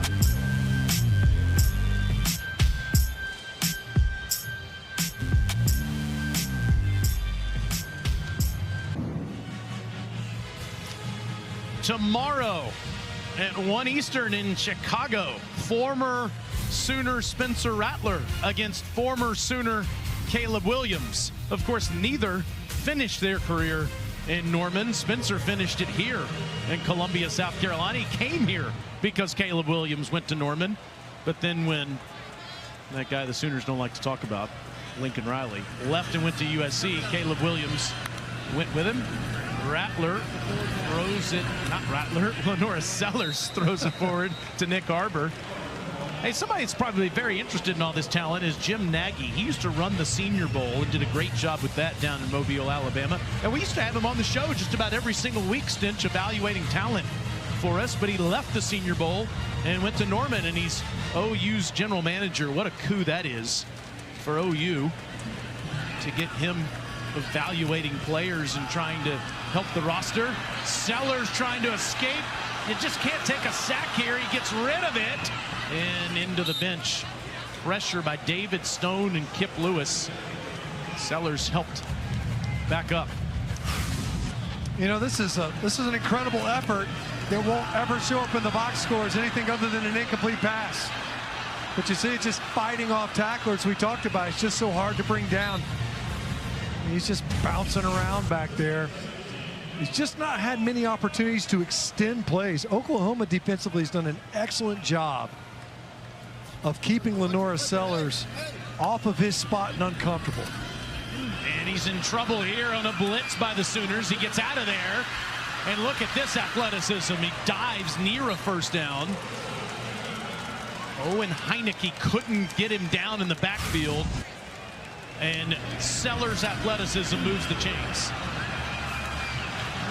You see just the effort, back-to-back plays, where it's almost a singular effort by the quarterback for the Gamecocks. Venables keeps bringing the house, and down goes Lenoris.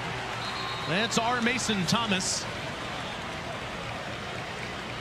Gamecock offensive line just cannot protect their quarterback today. You see, you got to back up in there at left tackle, just no hands. R. Mason Thomas. Guys played a lot of football. Watch him just swipe that outside hand and able to shorten the corner. It doesn't matter how athletic you are. If you don't feel it, it's your blind side. It's hard to stay on your feet like he did the previous 2 snaps. 14 sacks in a year and a half of college football as Oscar Attaway carries the ball. What do you do if you're Shane Beamer, Mike Shula, and Sean Elliott to try to protect your quarterback? You have a number of backups that are out there on the field, including Damola Ajadeon, a freshman that's been pressed into duty out there due to injuries really across the board on this Gamecock front. 3rd and 17. Sellers has to dump it off to Attaway. Oscar. Look at that effort to get the first down. Outstanding effort by Attaway. And a smart call there. You're getting eaten up in protection. Drop a screen pass, try to slow the defense down, and outstanding run after catch by Attaway to try to buy some breathing room for the Carolina offense. Sellers and Attaway, 2 terrific plays to keep the drive alive, and that's incomplete to Brady Hunt over the middle. Clock stopped with 8:31 left in the game. Well, you think about even on this drive. So quietly, South Carolina has found a way to convert some 3rd downs. So you're able to extend this a little bit, move the football off of some outstanding efforts by both Attaway and Sellers to keep plays alive.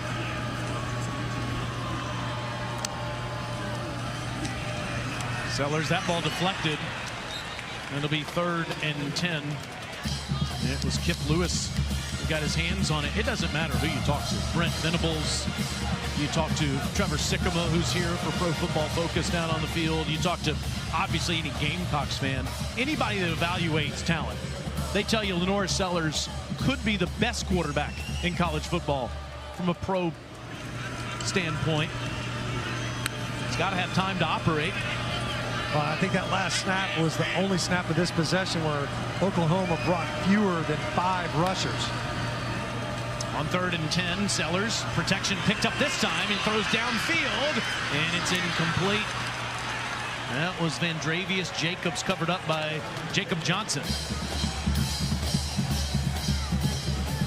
Had a shot at it and actually had a little bit of time to deliver this shot. You know, that's a real challenge. You know, you want to go deep. The coverage is there. Jacobs wasn't capable of getting much separation. Jacoby Johnson playing deep and running with him hip to hip. And 4th down actually has been relatively good for South Carolina. 3 of 5 on their attempts.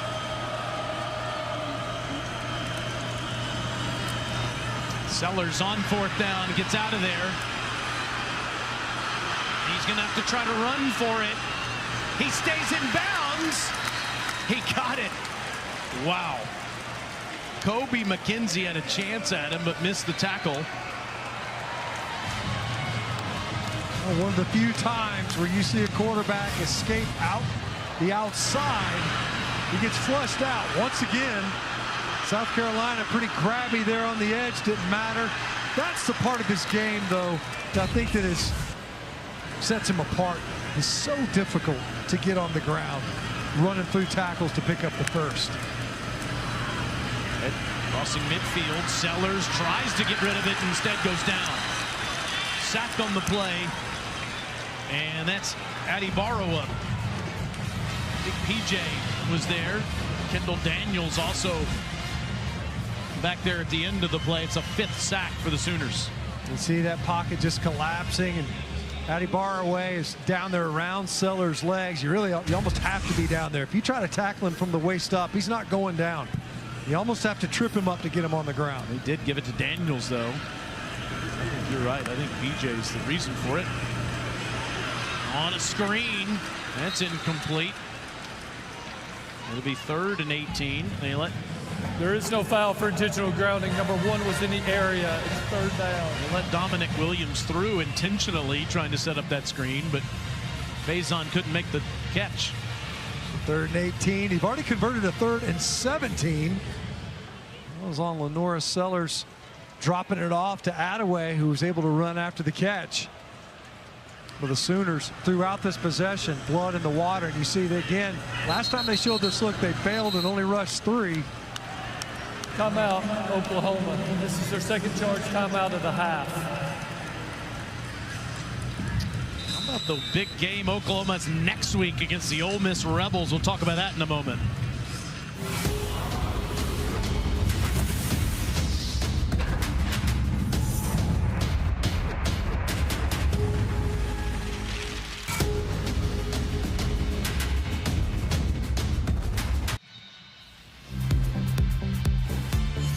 It's time now for the All-State Good Hands play. Brought to you by All-State. A fake punt by Mason Love that was intercepted by Taylor Wine. A little beamer ball at midfield.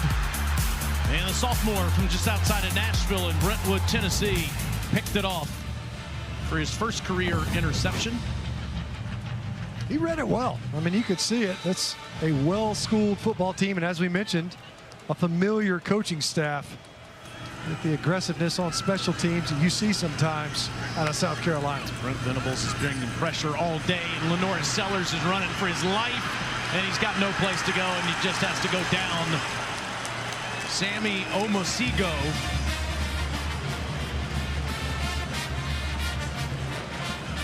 He just can't hold up. So that's now 19 of 32 dropbacks. 32 dropbacks in this game, 19 times where South Carolina has been pressured or sacked. Coming into this game, it was 42% of the dropbacks that were pressured. That's the 12th tackle for loss. It's just been here when it's obvious passing situations, the worst possible scenario from a protection standpoint. And this is like 4th and Anderson to go. Offense stays out there, and Sellers will throw short. And OU will take over on downs on the Gamecock side of the field. Just a challenging second half. And the opportunities were there, especially early in the 3rd quarter. You know, your defense came out and was building on the way they finished the first half. They just couldn't capitalize. All Sooners today here at South Carolina.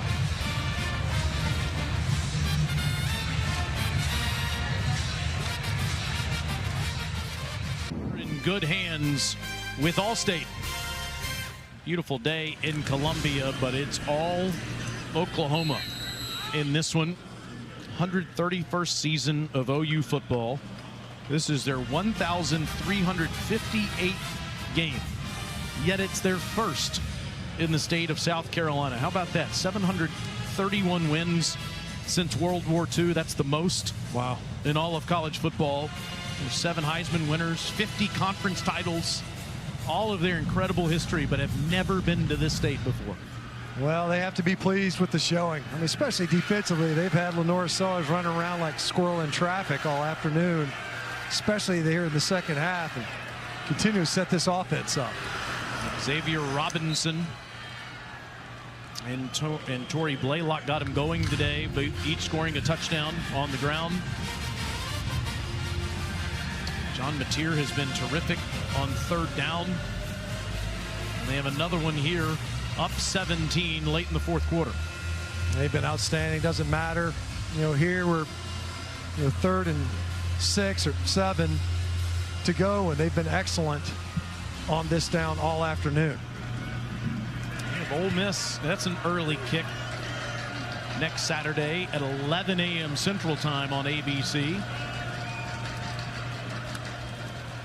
On 3rd and 7. It'll be 4th down as Robinson is stopped short. Georgia and Ole Miss, no score over on ABC right now in the first quarter. South Carolina. This is their first charge timeout of the half. This will be a 30-second timeout. Please reset the game clock to 4:34, 4:34. Hey, just a reminder, after primetime game between number 16 Missouri and Auburn, we have SEC football final with OU's favorite son, Darinoka, Chris Doring, and Benjamin Watson here on SEC Network. They take you through the biggest stories of the day and break down all the games. It's also available on the all-new ESPN app.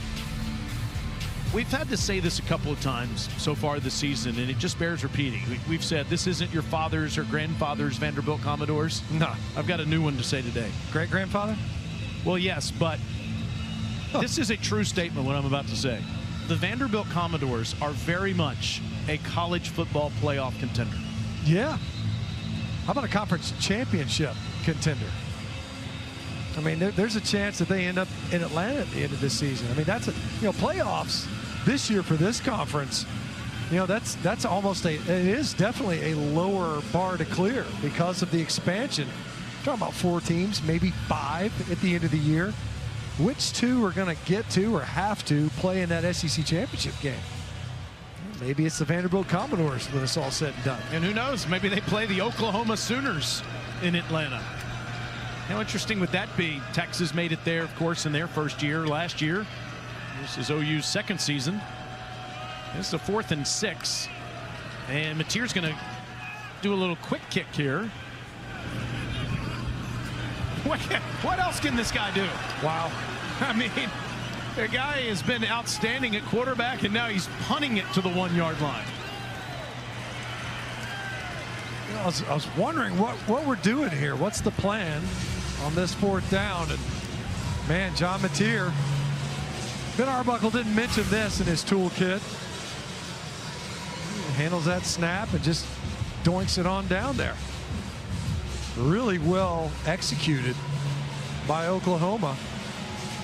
4.5 to play in South Carolina. A thought here is you got to find a way to try to maintain possession, sure, but also you got to protect your quarterback a little bit.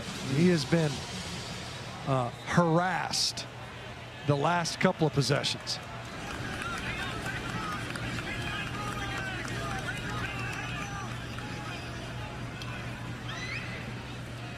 He has Matt Fuller that stands next to him in the middle of his own end zone. And Fuller's not going to get out. 2 more for the OU defense. Rolling on the field is a safety. Marcus Strong, we're going to give him the initial pressure there. Big number 99.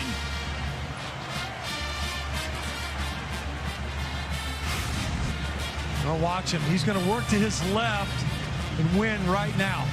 Gets upfield. Just a lot of backups in there. I got to tell you, the whole right side, backups. And you just think, how much of this throughout this game, we knew coming into it, it's going to be a real challenge. In South Carolina, they're going to have to find some bodies. They are a banged up football team along both lines of scrimmage. They might have a hard time practicing this week. Meanwhile, Matt, this is very much a Brent Venables defense. He's the defensive coordinator and he's the head coach, and that guy has such a passion for coaching defense. Reminds a lot of people in this state of what he had on those Clemson fronts that played for national championships. He told us earlier this week, I want dogs. I want blue-collar guys that are accountable. Well, he put on a clinic today. He's got some that these dogs insist on tackles for loss. I mean, 13 of them. So many negative yardage plays, 0 yardage plays. This defense has been outstanding. It's part of the reason why it's one of the better units in the conference and in the country.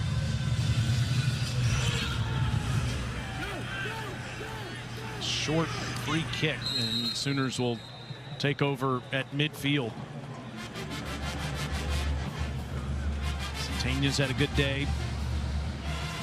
Touchdown catch of 20 yards and 73 yards receiving. He also factors in special teams. You know, we're talking about Vanderbilt's prospects the rest of the way, and there are a number of SEC teams that will factor into the college football playoff conversation. You have to think these guys in Crimson and Cream are part of that talk too. Schedule is brutal though after this. Whit Neubauer in the game to finish things up. I like the way that kid spells his name. Got that extra T in his Whit. You know, another Whit that does that. He gets a couple of yards. Robinson does there. Whit Stinchcomb, I'm sure, likes the spelling of Whit Neubauer, the sophomore from Raleigh. Well, even if he doesn't, that's how it's spelled. Suck it up. Whit Stinchcomb turned over, I'm sure, to the Georgia Ole Miss game a little while ago. He was at that game. Is he? Yeah, this one's, as we kind of put it, you talk about the schedule going forward, and this one, it only gets tougher. We talked about it out of the top. Oklahoma, they've got a tough row to hoe all the way home. Taylor Tatum in the backfield, and Tatum won't get much.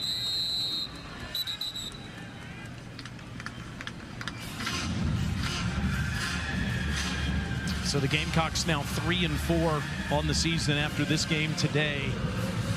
And as hard as Oklahoma's schedule is, extremely challenging for South Carolina. They're on ABC here next Saturday against the Alabama Crimson Tide. And after Oklahoma's done with Ole Miss, South Carolina goes there to Oxford to play the Rebels.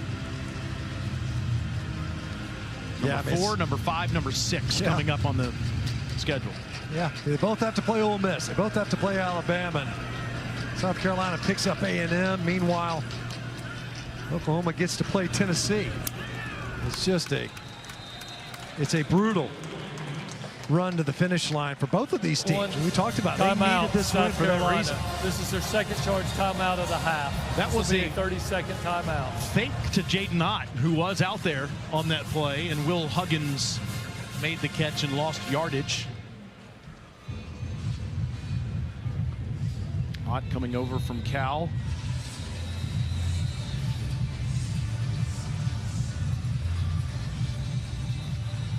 Sooners enjoying this first ever trip to the Palmetto State. And this was a fair fight, Matt, at halftime. It was a 14-7 game. South Carolina got the ball first in the second half, and you're thinking, after all the momentum they had in the first half and their ability to get into Oklahoma territory, that we might have one that would go the distance, but instead it has been all Sooners in the second half. Yeah, the Sooner defense, especially in the third quarter, I mean, just smothered South Carolina offensively, repeatedly getting those short fields, the ball's at midfield, able to punch it in for that field goal to open the scoring in the second half. And it looked to be a low possession game. It was going to be a tight one. You didn't need a ton of scoring to have breathing room in this game.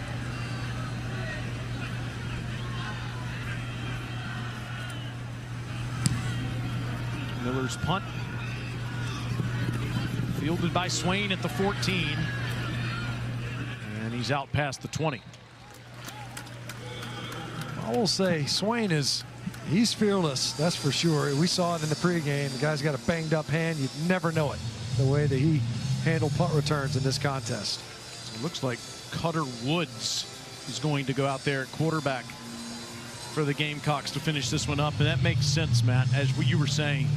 Lenora Sellers has to stay healthy for South Carolina to have any chance in the 5 remaining games. Yeah, I mean, and you've got you already had a bunch of multiple backups that were in there, even when Sellers was in the game on the previous possession. And Woods, that's a good ball. It's caught by Donovan Murph for a first down up to the 35. Or he gave Anderson, South Carolina, a shout out in this game. That's where Cutter is from. Donovan's a freshman from nearby Irmo, South Carolina. And if you're South Carolina, you're like, look, you're just finding a way to get some work in here in the waning seconds of this ball game. And Woods, there's Jaden Sellers, who's gotten a lot of valuable playing time today. And that should take us down to the 2-minute The ruling on the timeout. field is that the runner was down.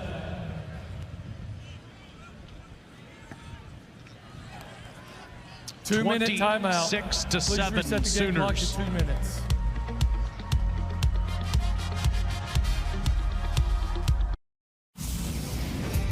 Let's take a look at today's Capital One rewarding performance. Tori Blaylock with a season high with over 100 yards rushing, 101 to be exact.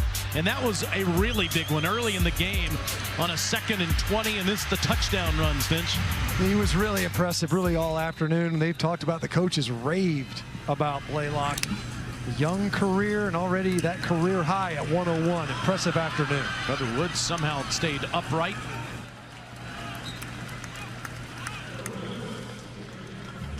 Two games over 100 now for Tori, the true freshman. Well, and he's a guy that's needed to step up for this Oklahoma offense. As we mentioned, they were expecting some other guys to contribute. He's proven to really emerge as that bell cow. Woods continues to look good on this drive. It's another Jaden Sellers first down reception. As has Jaden Sellers this afternoon. A guy that kind of got forced into service. Brian Rowe was injured for South Carolina. Add him to the list. A guy that they anticipated maybe trying to get the ball to a lot this afternoon. Instead, it's been Sellers that stepped up. Plenty of time here. Incomplete. Looking for Donovan Murph. Just a reminder, coming up in about 10 minutes, it's Mississippi State and it's Florida from the Swamp. The odds makers expect a Gator victory there today. All sorts of distractions that team's had to deal with so far this season. But wow, yeah. Jeff Lebby at Mississippi State, they're 4-2 on the season, and this is a team that's significantly improved since he took the job. That's next on SEC Network. Woods gets out of there. And Cutter inside the 30-yard line. Yeah, you said it, not a lot was expected from Mississippi State this year. And already, they've doubled up on their production win-wise from a season ago. Jeff Lebby's done a great job keeping that team together. Same could be said for Billy Napier and his crew. Woods. It's a good ball and a completion for a first down inside the 25 with under a minute left to Murph. And then the nightcap tonight on SEC Network, at least going into the game, feels a lot like this one. Two teams that have exactly the same kind of situation. The road team has 1 loss. The home team is 3-3. It's Missouri at Auburn. Woods stands in there and throws an interception. Johnson picks it off. Junior from Mustang, Oklahoma. Throws the pick. Shane Beamer consoles Cutter Woods. Yeah, it looked like some miscommunication between he and the receiver. Receiver breaks off the route. Malik Clark just kind of shut it down and almost turned into Jacoby Johnson looking like the intended receiver here. You see the confusion there. It wasn't even contested offense to defense. Instead, ends up being an interception.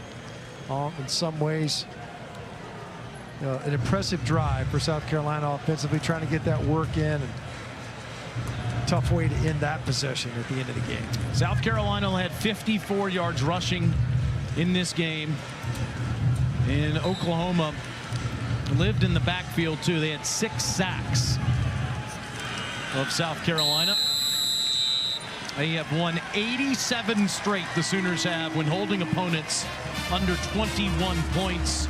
Oklahoma improves to 6-1, and they'll host Ole Miss next Saturday in Norman. Ole Miss has the early lead in Athens over on ABC right now. Meanwhile, South Carolina will host the Alabama Crimson Tide. Well, the story to me, Taylor, more than anything, this Oklahoma Sooner defense, real deal. Able to get up off the mat from a week ago and pick up where they had left off.